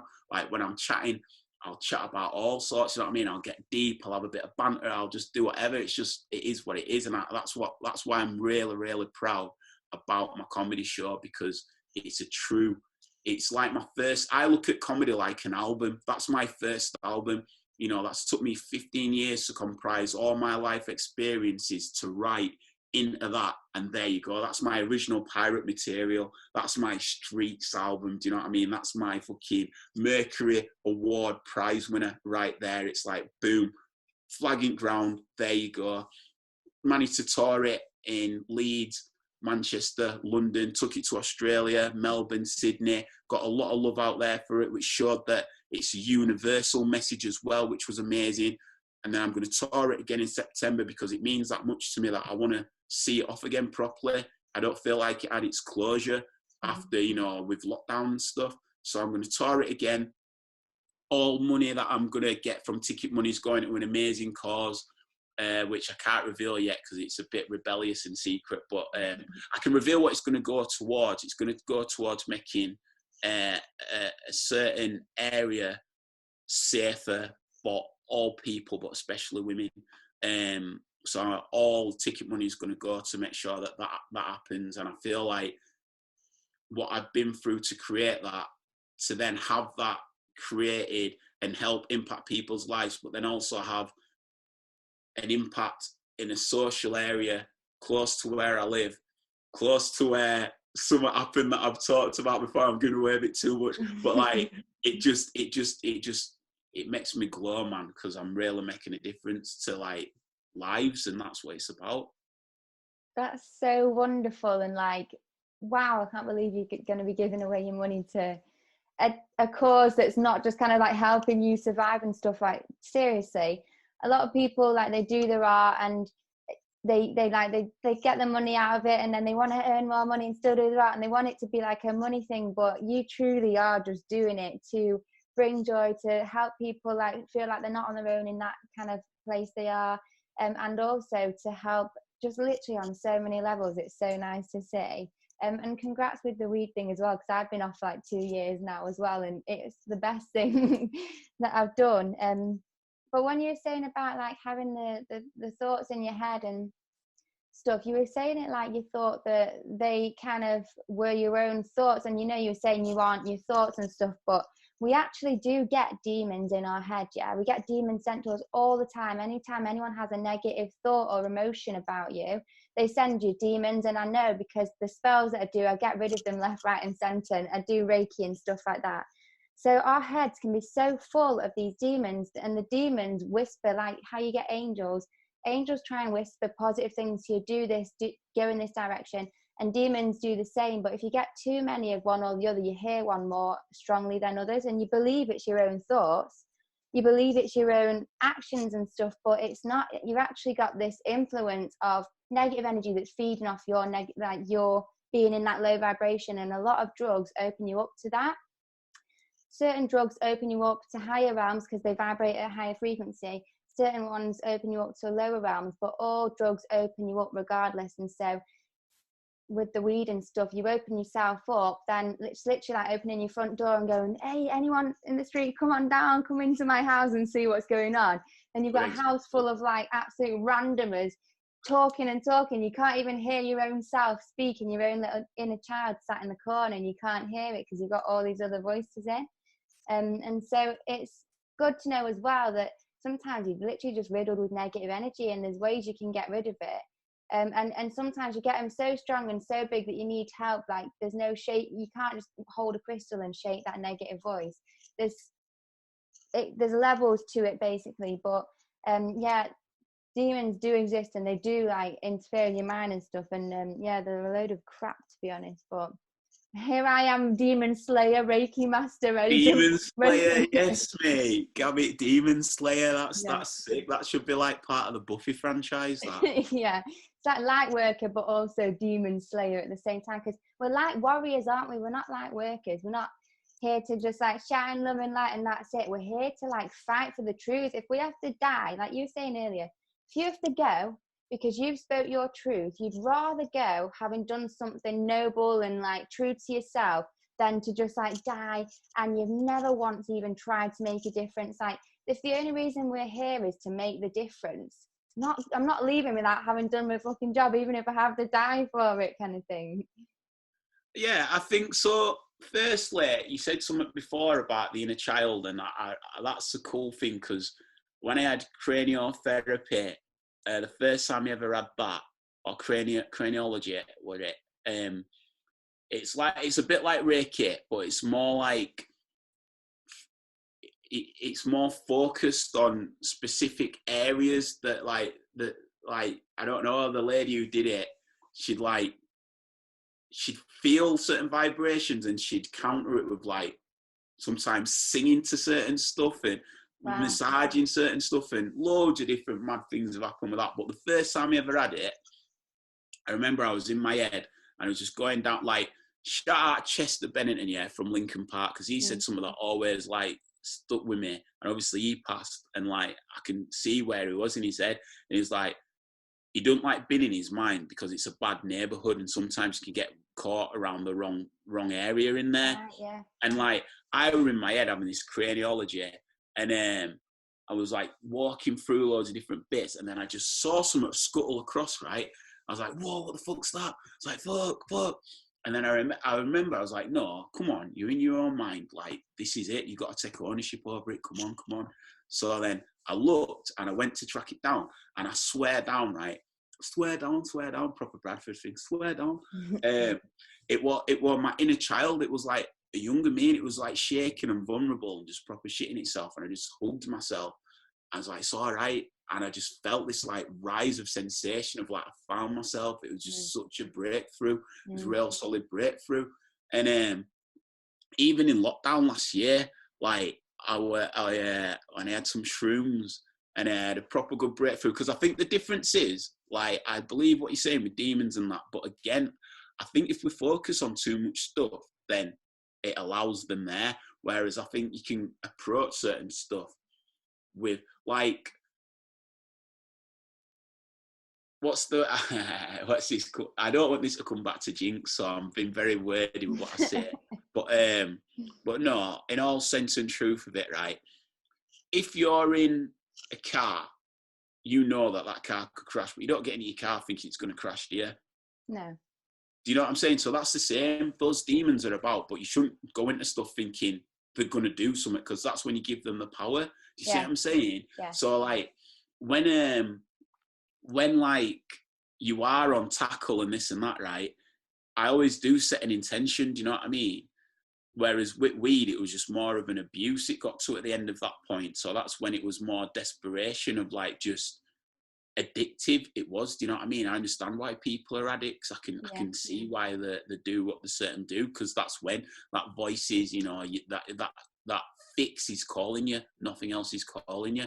Whereas when you take stuff in moderation, or you take it for the intention and the sensation, and you set an intention rather, like, I feel like there's bigger things that are allowed to protect you. So when I did it with shrooms in last lockdown, me and my boy set an intention, just went on a walk, at the best time ever, and he cracked up laughing. I mean, I did make him laugh, right? But it was the way that he cracked up laughing. I saw his like body almost like contort, and all this pain and baggage like released from him, and it was like a laughing cleanse that he was giving. It was mad. And I saw like things like almost like not wrinkles but stress, like you know, like move from him and stuff. Yeah. So I saw that. Then the other time I had shrooms last year, I had me and my boy were at Roundhay Park, and we got there and thought it was going to be super chill, and that it was just full of families because it was like Eid weekend, so it wasn't the right place for it, but we still did it anyway. And then one of his mates rang us and was like, "Oh, we're in Chapel Allerton, like come to the bar." So we're like, "Oh yeah, we'll come to the bar." I was like, "Whoa, on shrooms in pub, like fucking hell, it was mad." And I felt like I'd allowed stuff in that weren't there before, and I felt like I felt like a bit like jaded with it. So I was like, nah. That was on the Friday. So then on the Sunday, I was like, nah. Me and my mate wrote a comedy script, and filmed it last year. When we were writing it, I walked home, and I'd done another block at Chocky Mushies. Put on my Tame Impala mix, and I was just like proper away with it all, man. It was bliss, yeah. And then, so I'm in my own home, in my bed, like everything's sound and that. And then out of nowhere, this like dark thought came in, and I seen it, and I was like, I was so disappointed. I was so let down. I was like, why though? Like, I don't get it. Like, I know I'm not a bad person. I don't perpetuate or create bad thoughts. Like, what the fuck is this? And again, I was like, no, fuck this. This is my own mind. I remember Chester Bennington's thing was like, fuck this. It was like, I almost like imagined like I had a flashlight on, because one of my other things is like, a cave that's been in eternal darkness can be illuminated by a strike of a match. Do you know what I mean? So like, darkness will never ever prosper because light will always shine it. So I was like, F this. So I remember like getting like a flashlight on and going through everywhere in my mind, going, I'm fucking finding you. And I found this dark thought, and I saw it, and it's like, it were almost like, have you seen Soul? Soul is such a beautiful film, and Soul I saw it after, but made so much sense of this, right? As I went with like the torch, and I saw it, and it were almost like it wanted to attack. That's the only way that it knew, and it was like trying to get bigger and intimidate. And I was like, no, you're not a part of me. Fuck this, I knew it, and I shined the torch right on it, and it were all I can describe it is like, you know, water and oil. Like, they can be on, but they're not the same, are they? Yeah. And I looked at that thought, and I seen that thought. And I was like, you know, like I went to the root of it. And when I went to it, it wasn't a part of me. It was just like on top of the, you know what I mean? And I saw it. I was like, fuck you. I was like, I fucking knew it. I was like, get in. I was like, it's not a part of me. So it's not. It was almost like a vacuum. Then I could suck it away. It's like, it's not me. It's not a part of me. So I sent it on its merry way with good wishes of just, you know, like not just, because that's another thing. You can't just get rid of dark energy with hate, because it'll still, like, you know, want to send it out again. With I was saying, with like confronting certain situations you're faced with, you want to send it with love, and like, right, there you go, and you almost like stifle its like energy and potential. And then I come downstairs, I was fully starkers, I had Tame Impala on, poured myself a Jack Daniels, I just sat on my couch, and like, it was proper dark, but I could properly see in the dark, like the light, if you know what I mean. It was a proper moment. It was a proper moment. That's So amazing. yeah, I think it's more, they are there, but for them, don't give them the time of day. It's the intention. Do you know what I'm saying? Like, Yeah. it's the intention that you go into it with that helps empower what you're looking to get out of it. So true. And one, because I don't want people to think that when I said that, like, I'm anti-drugs and stuff, because through ancient times, all up until now, there's all different like kind of like scriptures of people holding magic mushrooms and taking these in Egypt, they used to have these like water lotus flowers or something, these blue flowers they'd eat, and they're like hallucinogenics and stuff. And a lot of drugs help us spiritually, they help us like ascend, they help us unlock parts of our brain and DNA that weren't even unlocked and stuff. So it's so true, like they can be a blessing and they can be a curse. And one, it's a relationship you've got with them, whether you're like you're saying with Mary, whether you're then like depending on her and using her as a crutch, or whether you're using her as a tool and getting the benefits from it, or also like just basically where you are and the state of mind you're in. So just make sure you're feeling chilled, you're with good people, and if you want to do it in nature, because the energies there are so amazing. You have the best time. And like you say, when you go into a pub then and you're around people who are like, or at least around energies of like low vibrational stuff, then you might just pick up some negative stuff. So as long as you're just aware of like setting and stuff like that, you can have the most blissful experiences and life-changing experiences as well. I agree. I think they're amazing, especially mushrooms. Mushrooms are a game changer. And I've always wondered about like ayahuasca and sort of those sort of stuff. And I've always been like a bit hesitant to him because of the way that I've, you know, the victory of having my own mind is like the peace in my mind. You don't get it from where it was. So having the peace in my mind that I have, it's just like, I don't want to like sacrifice that ever again. But I do feel I'm in a place now, and the shrooms have helped, where I do feel like I am up for ayahuasca because I want to learn more about what else there is to again now be able to help bring it and articulate it and present it in a way to help change this planet. Mm. Have you done DMT? Nah, not yet. No, have I or ayahuasca, but that's something that I've always thought about and watched loads of videos on and stuff. Like, it's almost like you're just so ready to go to that next level, so you just kind of want to. But they say as well that you get a calling for it, and it'll really, really like shout your name once it's time, because she can kick the out of you like spiritually and psychologically if she needs to. She'll give you a right lesson, Mother Ayahuasca. Well, this is it. I've done San Pedro.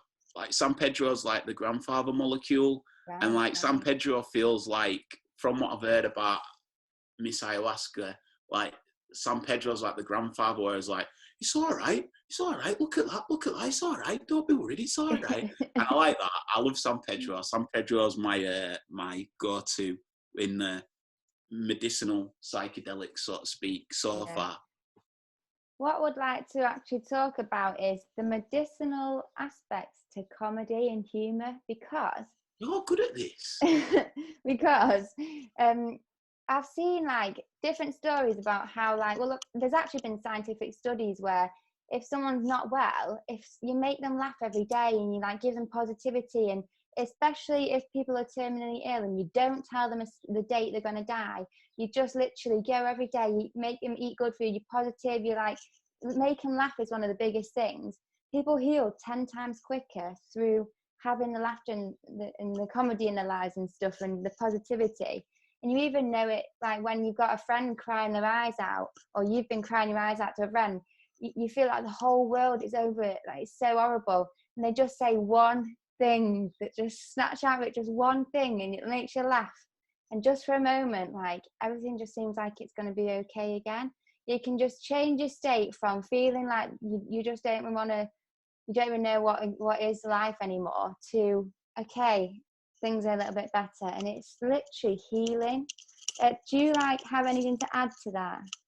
Yeah, so I'd say like the situation that I explained earlier, like I really feel like comedy saved me. Do you know what I mean? Like one of the main reasons why I wanted to stop weed was that I felt I wasn't pure on stage. You know, if a heckler came at me, I couldn't fire straight back at a heckler because I was too in my head. Yeah.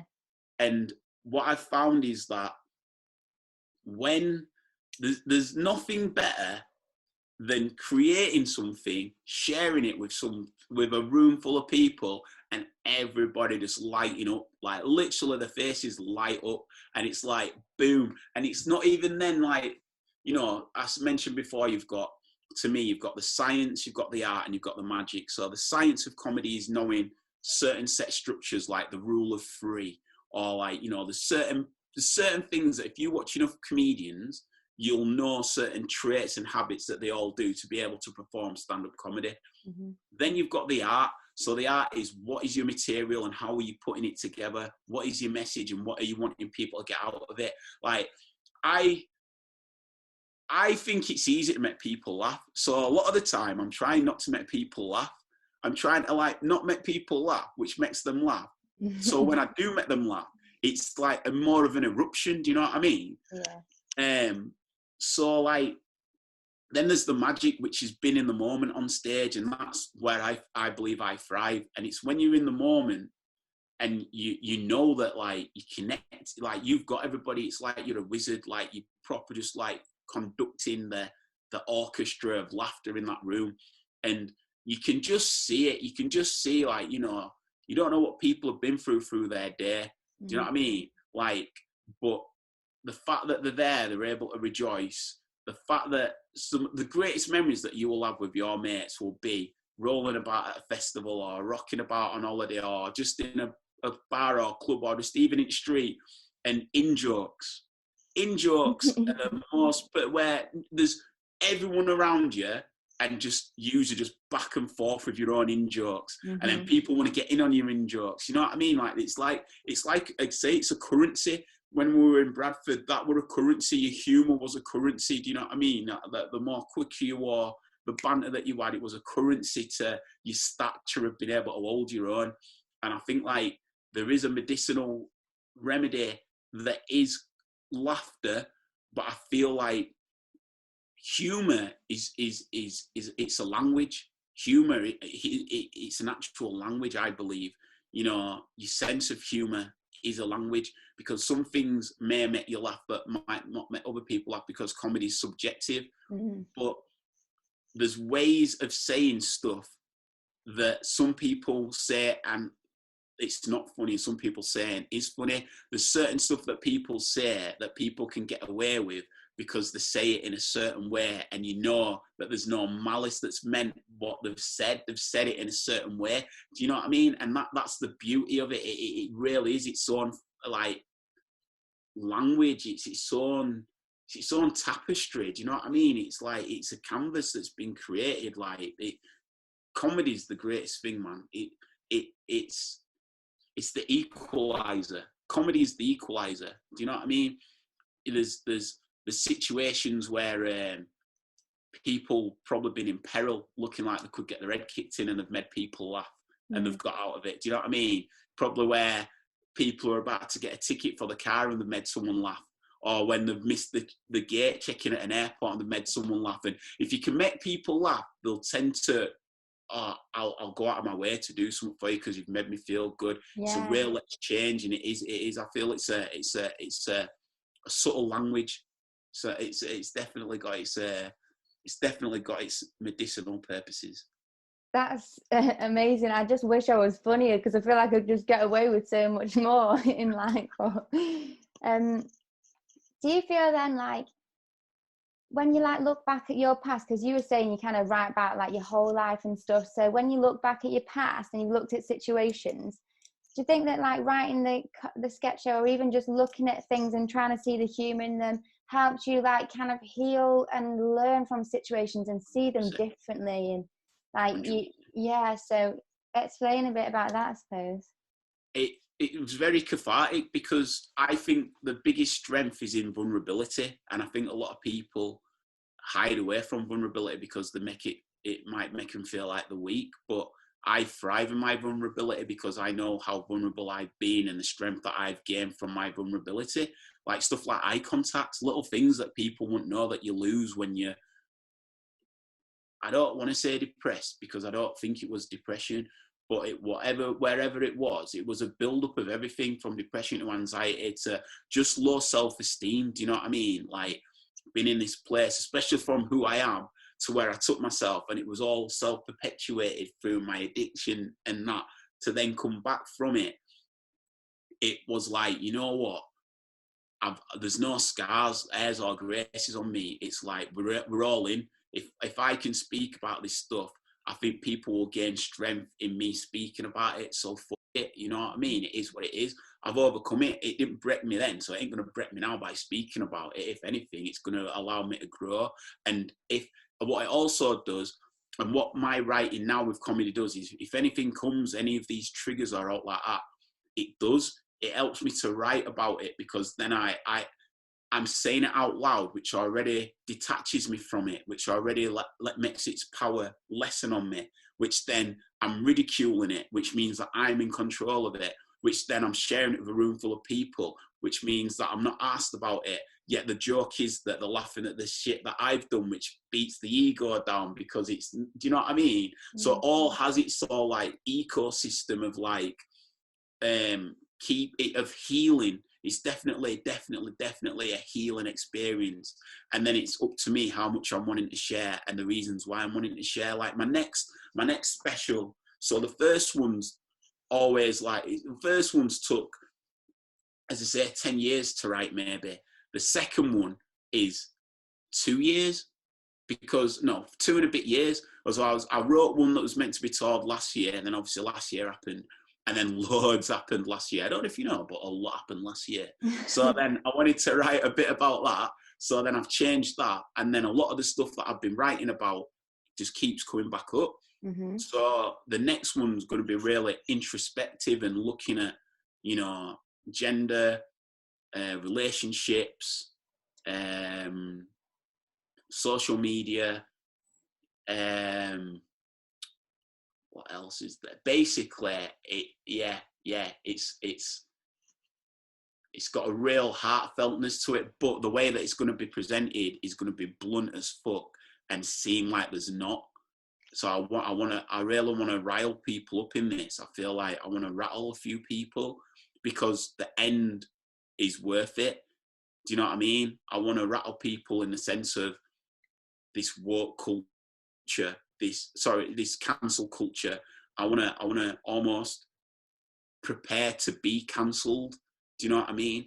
Because I'm willing to go to the lengths of being cancelled to be able to, with the skill of how I believe I end that show, bring it all together, which trivializes the way that the cancel culture is bollocks. That's and cool. Incorporating everything else. So it's really introspective. So I'm touring that from February next year. So I'm like a year ahead, which is cool. That's what the lockdowns allowed me to do, like fully get ahead. And then I'm already planning my third one as well, which is fucking game changer shit. so yeah, it does have its, for me anyway, and this is what pisses me off when I see people like, there's not a lot that does piss me off, but when people, like anyone who gets on stage and does comedy, amazing. I back you to the hill, and you get up there and doing that is sick. But what pisses me off is that the way that certain comedy is the one that's shown as the popular form of comedy, which is observational, which I suppose I do lean into. And, I love Peter Kay, so I'm definitely like a student of that style of comedy as well. But I feel like there's a lot of shit imposters of that style that get given a bit of the spotlight because it feels like that's what's popular and the audience want. What the shit? And like, there's no disrespecting calling something shit. It's just not down to my style or taste. It just don't feel like, I don't like it. But there's too much of it, and that's like what's bogging down that style of comedy. And I just feel like with this next one, and especially like with where I'm taking it, I feel like I'm again, I believe I'm pushing boundaries, which is what I believe comedy should be about. It should be about speaking your truth and pushing boundaries, because, as I say, it's one of the only art forms, or one of the only areas in life you get to talk about absolutely anything and it really not coming back on you, as long as it's done from a purpose. If you're going after somebody and you've got a reason why you're going after somebody, then that should be allowed, because that's your opportunity to say why. Do you know what I mean? And this is the craft that I feel has been overlooked with comedy. But then sometimes it's a craft that gets abused in comedy, because some people go after certain stuff because they think it's funny, but they don't have the level or the class to know why they shouldn't, or articulate why they have gone after it to then make it understandable. So for me, comedy's sacred. Like, it's a beautiful, special thing that allowed me to be who I am and saved my life. So I care about comedy. I really do. So yeah, it is my medicine. And where can people find like tickets to these shows? Will they just be on your Instagram and stuff? Yeah, I think I'm going to post up on Insta. I'm going to do a cool promo vid and get that out and about. And then I've got a couple of ideas for some promo vids. And that's another thing, like bringing the art side into it. You know, like when I'm doing my comedy, as much as I'm wanting to be like a Chappelle or a Renault Fielding, I'm wanting to be Andre 3000 or Missy Elliott or Mike Skinner. Do you know what I mean? Like, I'm all these other elements of comedy, of art that I love, and that I want to bring that into it. So like, there'll be a sick like promo video that'll be knocking about, and that should go, I don't know, viral, but I'll be sharing that about on my Insta at Ben Randm, mate. Yeah. And what is Benism? It's a movement of the people. So you see that gent up there, Jimi Hendrix, when the power of love overcomes the love of power, the world will know true peace. So it came from that, where when Hendrix Benism was the full thing. I wanted it to be a movement, where it was a movement for me, really, in my own mind, of like more my step into my spiritual side.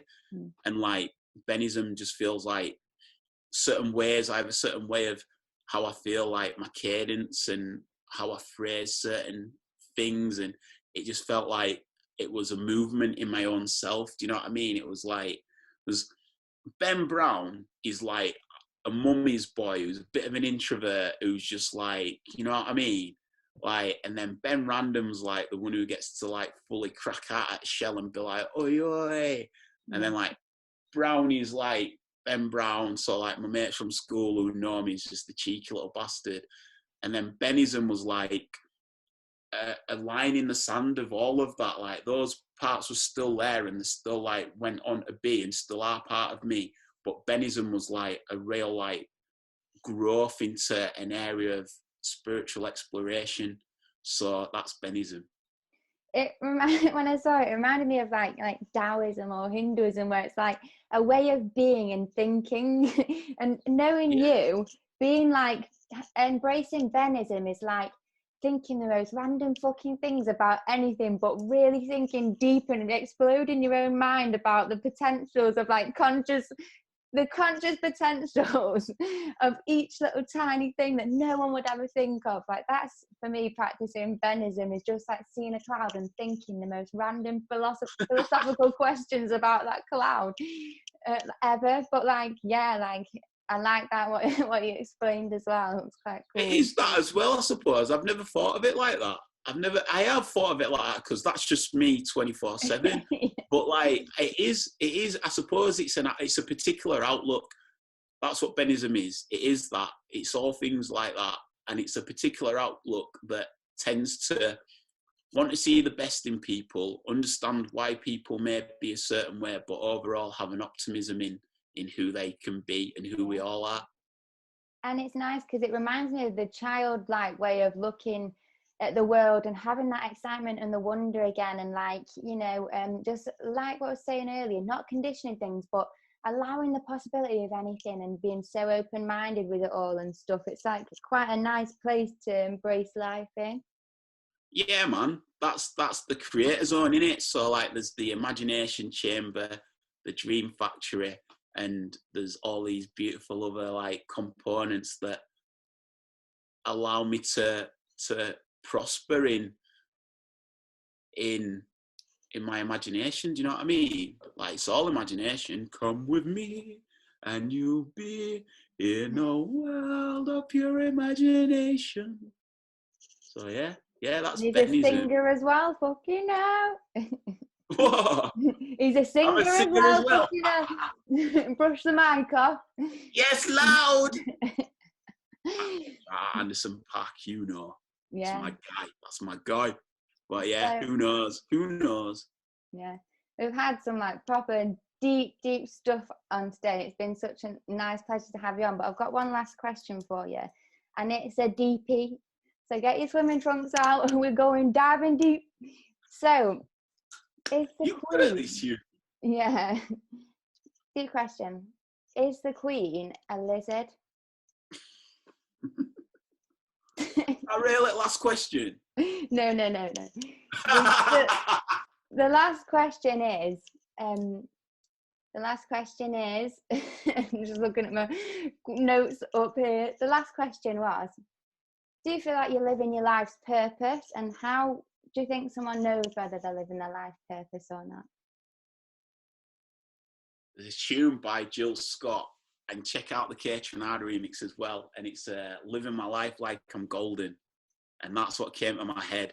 So yeah, I do believe I'm living my life purpose, because I believe I'm living my truth. And I believe that my truth is to unite and connect all races, genders, everybody, man. Like, and I believe I'm able to articulate and like alchemize everyone's point of view and present it in a way that does see that the beauty of life is that we all see the world completely unique to ourselves. So already we see the world completely differently from one another, but we shouldn't be opposed by those differences. We should be so intrigued and engaged by everybody else's differences that we should be asking people how they see the world, because it's completely unique to how we see it.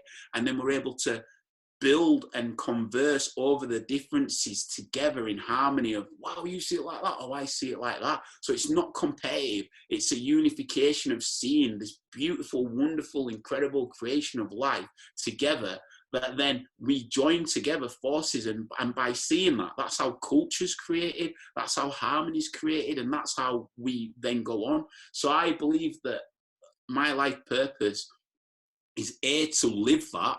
So I do believe I do that, but then also to encourage other people to see it like that, be it by saying it out loud, or maybe by how I live my life and people then seeing that, or engaging in difficult topics of conversation and having people reach out and go, you know what, I never saw it like that, but I see what you're saying and I respect it. And that's all it is. It ain't here to change everybody, as I say, man. It's here to like speak your truth. And then, you know, I'm not saying I know it all. If someone's to school me or bring something up to me, I'm like, oh, wow. Like, there's an opinion's just an opinion. Do you know what I mean? An opinion's not based in fact. And even at that time, like, fact can change depending on certain situations. Like, Pluto was a planet for the majority of my life, and then it changed to a moon. Like, it was fact that it was a planet, and now it's fact that it's not a planet. Do you know what I mean? So I just think being open to what's right, what's morally right. And I think that, you know, if the purpose of everybody is to live a life that is true to themselves, that is true to society, as in making it safe and better and equality for one and all, and allowing opportunities for everybody to prosper and be at their best, rather than taking and be so rigid on opportunities, that the fact that we're able to have a plain canvas that people can create from to be their true selves. And just imagine what people can create when they don't have those barriers. Do you know what I mean? And it's crazy because sometimes those barriers help people come from that. Mm-hmm. You know, what do they say? They say, what's that saying? There's a saying that basically necessity, the saying, I forget its words, but what it is when you're backed into a corner and you need to create, you'll create it. You'll find a way out of that. It's like survival. And so our settings and our surroundings do allow us creative ways to get out of that. But at the same time, there are the trappings of certain situations that mean that those people might not be able to get out of the trappings. So it's not that situation, they can get out of it. Those trappings are keeping them in there. Whereas if we didn't have those trappings, imagine what there could be. Imagine where we could be. Imagine what people, like, there's greatness within every single person. There is a story to be told and shared from every single person. I feel like that is what should be shared. I believe that that's what I look to unearth and to like discover and delve into more. And I just pray that there's more people that come at it from that angle, because that's beautiful. Do you know what I mean? That's what I feel life should be. And that's why I feel I'm here to spark the soul of a generation, because even if a couple of people take that and run with that, then that's a couple more, and then more and more. And before you know it, could have a society that views the planet like that. And I just think that's a beautiful place and space to be in, man. Well, I definitely feel like you just sparked my soul, and probably a load of others, because a lot of people like have this big question of life's purpose. Am I doing it? Like, how will I ever know what my life's purpose is? Like, what if I'm, just all these big questions about it. And you can also like feel like it's like a destination. Yeah. So once I'm got famous on a stage in front of 1 million people and I can tell everyone to be nicer to each other, that's my life purpose. No, like what you're saying is literally in every moment, if you are trying to be service to others rather than service to self, if you're always just trying to do your best and you're literally just doing your part in this world and you're trying to help, that is living In everyday encounters, everyday encounters are the most important encounters that you have, because those are the encounters that you have all the time. Yeah. Do you know what I mean? There'll be a day when I'm on Joe Rogan's podcast and I'll be like, "Oh mate, Gabby, we're better than you, really." But I'll be on a podcast or Jonathan Ross's couch or Graham Norton's couch or wherever, man. Do you know what I mean? On Radio 1 or whatever, like live at the Apollo, like. It's still going to be me. Do you know what I mean? Like, it doesn't take me to get on there to then be like, right, here you go, everybody. No, because when I'm up there and I'm saying the truth, people who've met me before go, you know what? He hasn't changed. He's always been like that. Yeah. He's a real one. Do you know what I mean? And already people will back that. So it's these everyday encounters, from like fucking going to shops, at bus, to whatever. Do you know what I mean? Like, just even with yourself as well. The most important one is with yourself. You've got to check in. That's your most important everyday encounter. Do you know what I'm saying? So that's the one, man. I think that's life's purpose for me, is to find that the past has no power over your present. So to maintain some form of peace and serenity and surrender. That's nice. I wonder if you've just got a bit of advice for me then, because I feel at the minute, like, I've just like, with posting on social media, I feel like I need to try and do it, and like quite regularly, because I'm trying to build a brand. Like, I've got things that I know I want to share, like, and I've got information I want to share and stuff, but I never know like what to post. I never know what to say. Like, I've got stuff to say. If you ask me questions, I could help you out so much, but I don't know, like, today what people are going to want, and it stops me from just posting anything. Like, I don't know I can't decide what to post almost, so then I just don't do anything. And it's like, on back of that, when I DJ, right, whenever I'm trying to guess what people want to hear, I never know what people want to hear. So I'm just trying to guess, and I'm not knowing what I'm playing to them. They're in control. Do you know what I mean? So you try to wonder what people like. They're in control. Yeah. You're not doing it you're doing it from a place of you, but you're doing it from a place of trying to do something for them, but you don't know what they need. Yeah. So you've just got to post what feels right to you in your message. That's it. Do you know what I mean? Some people will get it, some people won't. It is what it is. And then more people will. And then you'll start to understand what's right. Why are you posting that? Do you know what I mean? It's like, with the stuff that's happened over the past week, I fortunately in my life have not experienced sexism, do you know what I mean? But I still feel passionately about it to speak up about it. Like, that's not for anybody else or not for me. It's from a place that I feel that as part of the problem of it being a male issue that's putting it onto women, I'm going to speak up because I want to help change this environment. Do you know what I mean?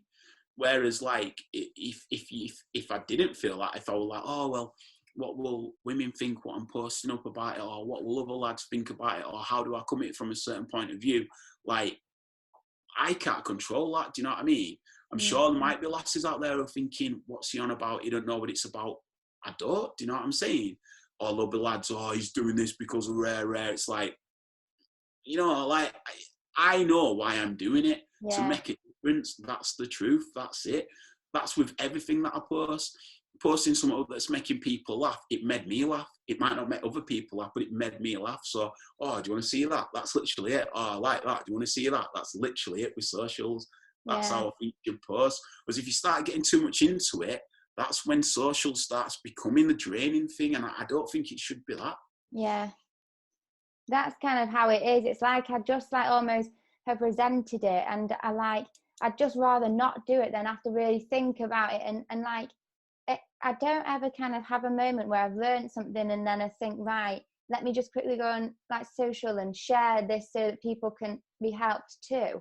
I kind of just miss the moments. I'm just too busy in the moment.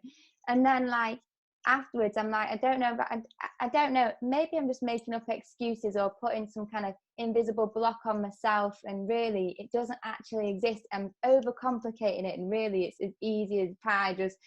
But I feel like with my music as well, I used to have like a manager who'd used to say to me, any track you release now, because I've had like over 30 million plays on my music on YouTube and stuff, which is really cool, on the different streaming sites. But then he used to say, anything you release now with anyone, it has to get over 1 million plays, otherwise you can't, because it looks like you're doing worse if you release something and it's only got like a few thousand compared to you've been doing 1 million. It looks to people like you're not doing as well anymore. And it's been in the back of my mind because it stopped me from like working with people, or it's made me think, does it actually look like that then? Will people be thinking, oh, what the hell, like Gab's gone from like up here to down there because she's released something and it's only got like 1,000 plays and stuff.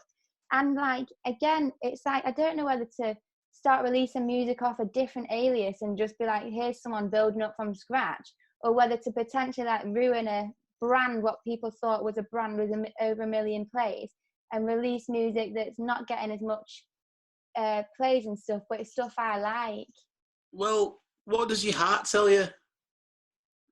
I feel like I would like to release any song that I just feel I love, regardless of the genre. And this is the thing, because with a brand you almost have to follow a specific sound, but I would release songs of, do you not think so? Okay. You don't. No. I think you're allowing people to get into your head too much. Release from your heart because it's you. Do you know what I mean? If you want to release a Egyptian jazz rap album, do it. Do you know what I mean? Like, it's you. I wish I could make some Egyptian jazz rap music. And then the thing is, if I was on your profile and it was a song that took me there, I'd be looking at your profile going, oh, wow, she's had 1 million hits on one, fair. I'd listen to that and I'd be like, oh, sick, I'll listen to another. You know what I mean? I wouldn't be like, oh, she's had 1 million on there and then she's only had, oh, cast her off. Yeah. And the truth, I think this will like really put it into like perspective for you, is like some of my stuff online, like I've got some absolute gold on there, you know, like an interview with Sir Trevor McDonald and like Craig David and like some like proper like established people, and I've had like 20 views or something. Do you know what I mean? Right. But the experience that I got out of doing those interviews and those people, like I know those interviews are sick. Do you know what I mean? There'll be a moment when I'll get where I'm getting and people will be delving in back catalogue and they'll be like, fucking hell, they did that? No way. Like it's a chart of progression of what I've done in my back catalogue as well. And I'll allow it on this one is like when I put up a show reel and it had been seen by like 17 people, I think. And one of those people turned out to be an absolute massive, massive agent, like the agent of Russell Brand. You know what I mean? So you don't know who is going to see it. Yeah. It's like, if I had 17 people sat around me now, I'd be like, what are you all doing in my house? Do you know what I mean? Like, you don't think of numbers, do you? Like, if you had 200 views, like, that'd sell out a venue, you know, like, do you know what I'm saying? So start putting it into that perspective. Like 500 views, 1,000 people, 20 views, do you know what I mean? 20 views, and then you interact with those people or whatever. Those 20 people are going to be the shepherds that are going to start telling their mates about you, buying your merch, backing you to the highest still. One of the earliest lessons I learned when I was doing comedy was like, there'd be like 3 people in the room, and like at first I'd get a bit disappointed, and I was like, fuck off, like these people are paying and they're staying. Now how awkward it'd be to be, I've comedy done to you and you're just 3 people in a room and they stayed. Like, I was like, they're getting the best, and they're going to be the people that are going to be able to say, I saw him when there were 3 people. Now look at him, like, it don't matter. And I got that off Liam Gallagher, who was like, it don't matter, 10 people, billion people, don't matter. I'm a rock and roll star, they're getting it. And that's it, man. It don't matter. Give them it. It's so true, because I remember, like, whenever I've done gigs and stuff, if even just one person comes up to you after and goes, wow, you were great, like, they didn't have to come and tell you that. Like, they're not coming to lie to your face. No one has to come and tell you. They must have really thought and wanted to tell you that you thought they were great. Just one person, you're like, my God, like, it's made my night, because it just makes you feel like you've made a bit of a difference, made someone feel good, they enjoyed it. It makes you feel good that you've done that. So, like, and then one like on a post, you think that your whole world's over, compared to just appreciating that one person that's like actually gone, yeah, like, I really like what you've released, kind of thing, or whatever it is, and, you know, you vibed on that level. So it's all about perspective, isn't it? And you can just so easily lose it when you're semi-famous with 30 million streams. It's also as well, it's like when you look at it as well, like, I think one of the things that is happening with society is like, the craziest thing is, we do now just see things in numbers. We don't value that those numbers are people. We just see a number. Government do it with statistics. They don't see people. They don't understand that that person's got a life. That person's gone out of their way to do something, to see something. Like, there's a whole person that's seen that. Do you know what I mean? Like, you've got to value that. And if you value that, then it all builds up. Do you know what I'm saying? Like, and you know, and in it, it's not like a cull of catching like fish or whatever. Like, it's like, it's a person, you know, if it's 10 people, if it's 2 people, it don't matter. Do you know what I'm saying? It's like, it's people have took the time out of that day to like connect and like recognize and acknowledge it, man. It, like, one person's amazing. It is what it is. And it goes back to what you were saying, really, that even just making a difference to one person's day, that's you doing your purpose. So, like, you've had a successful day, and then that's it. Like, I had a talk yesterday, and the guy was talking about, like, what is success? Like, how do you measure success? Like, and it was so right. It's basically just saying that, like, success is just making a difference because of the butterfly effect that can happen from just one nice comment or whatever it is. And like, we have all these ideas of what success is based on what, like, society thinks success is. And as long as you've lived a day where you've found happiness and you feel like you've lived a day of joy that day, or you've brought happiness to someone else, that's a really successful day. Like, well done, you are living like your best life, go girl, kind of thing. And then that's kind of it, isn't it?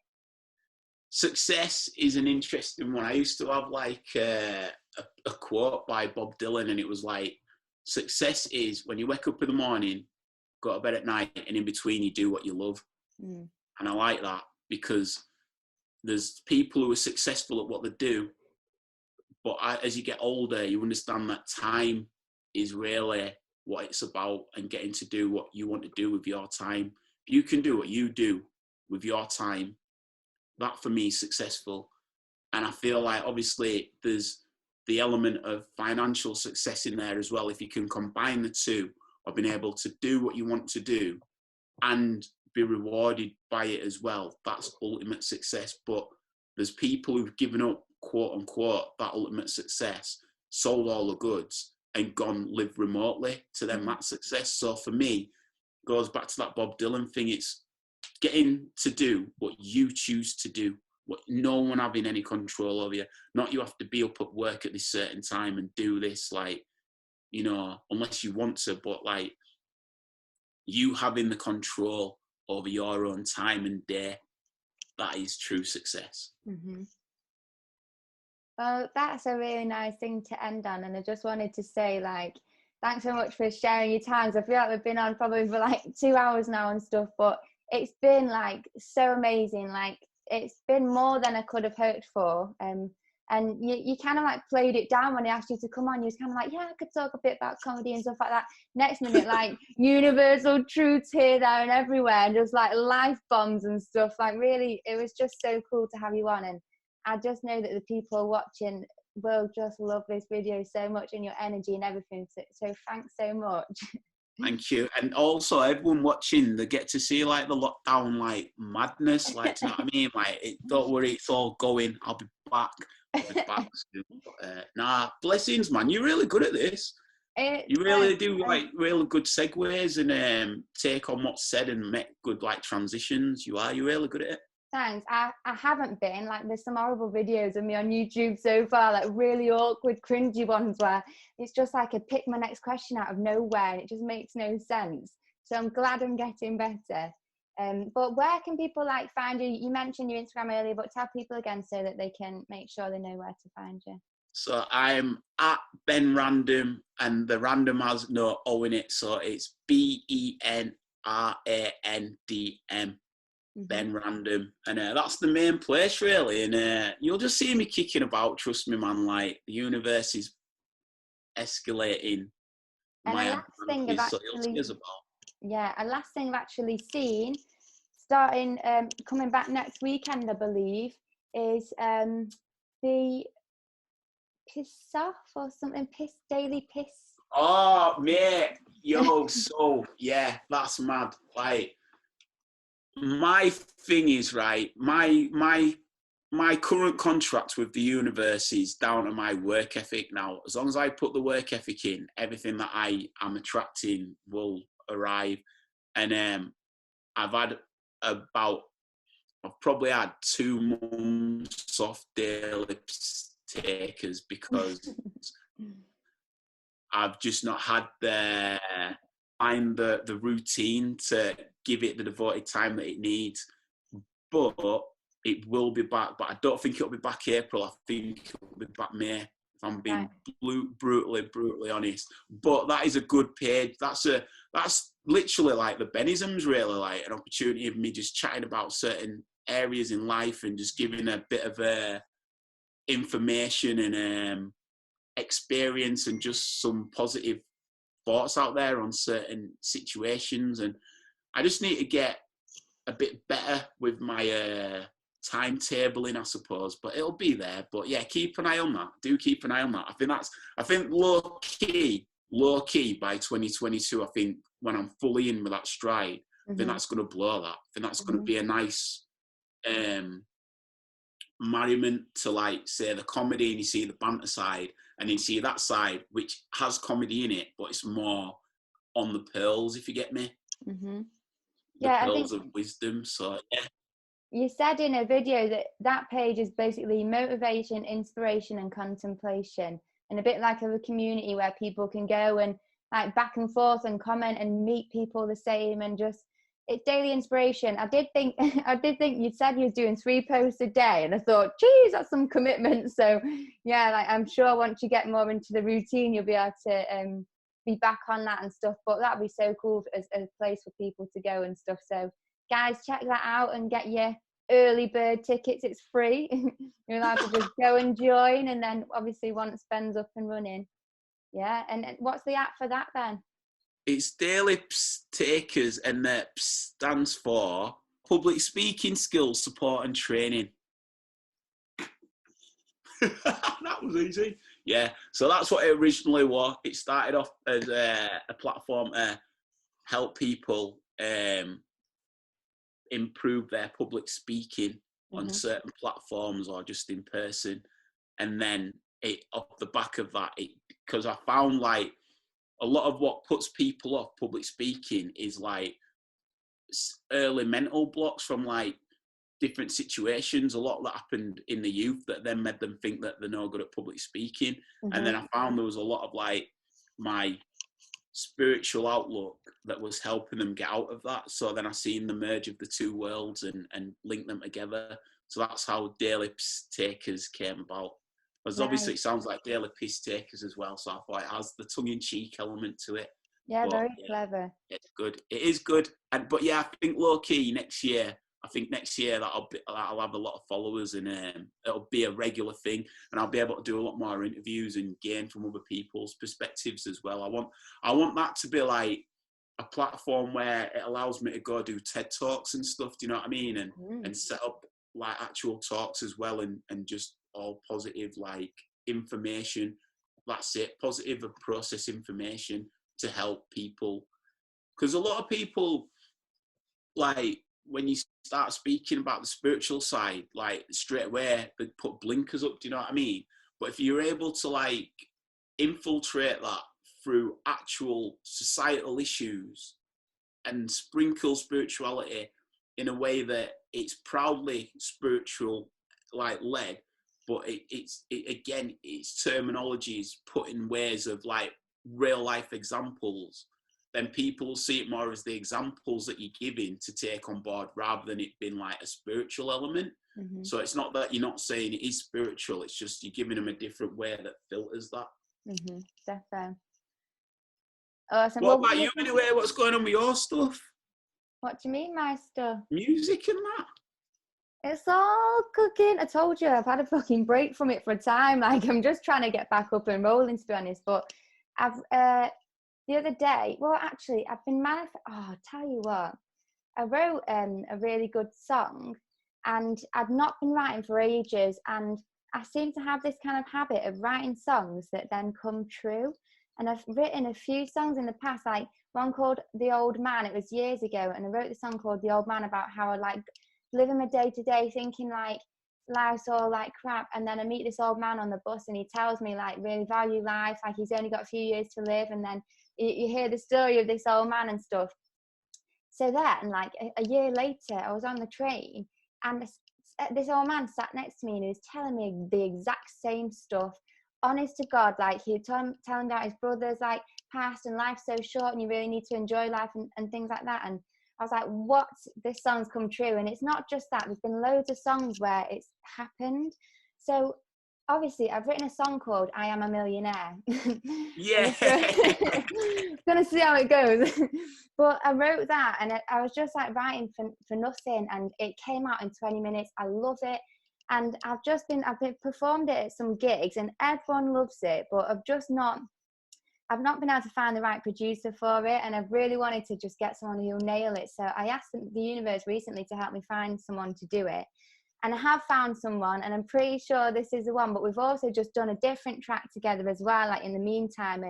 And it sounded really cool, and we are going to release it. So it's going to be like my first release in ages. And I just decided to bite the bullet and not be asked about how it does or whether it's different to my other stuff. I was feeling the vibe.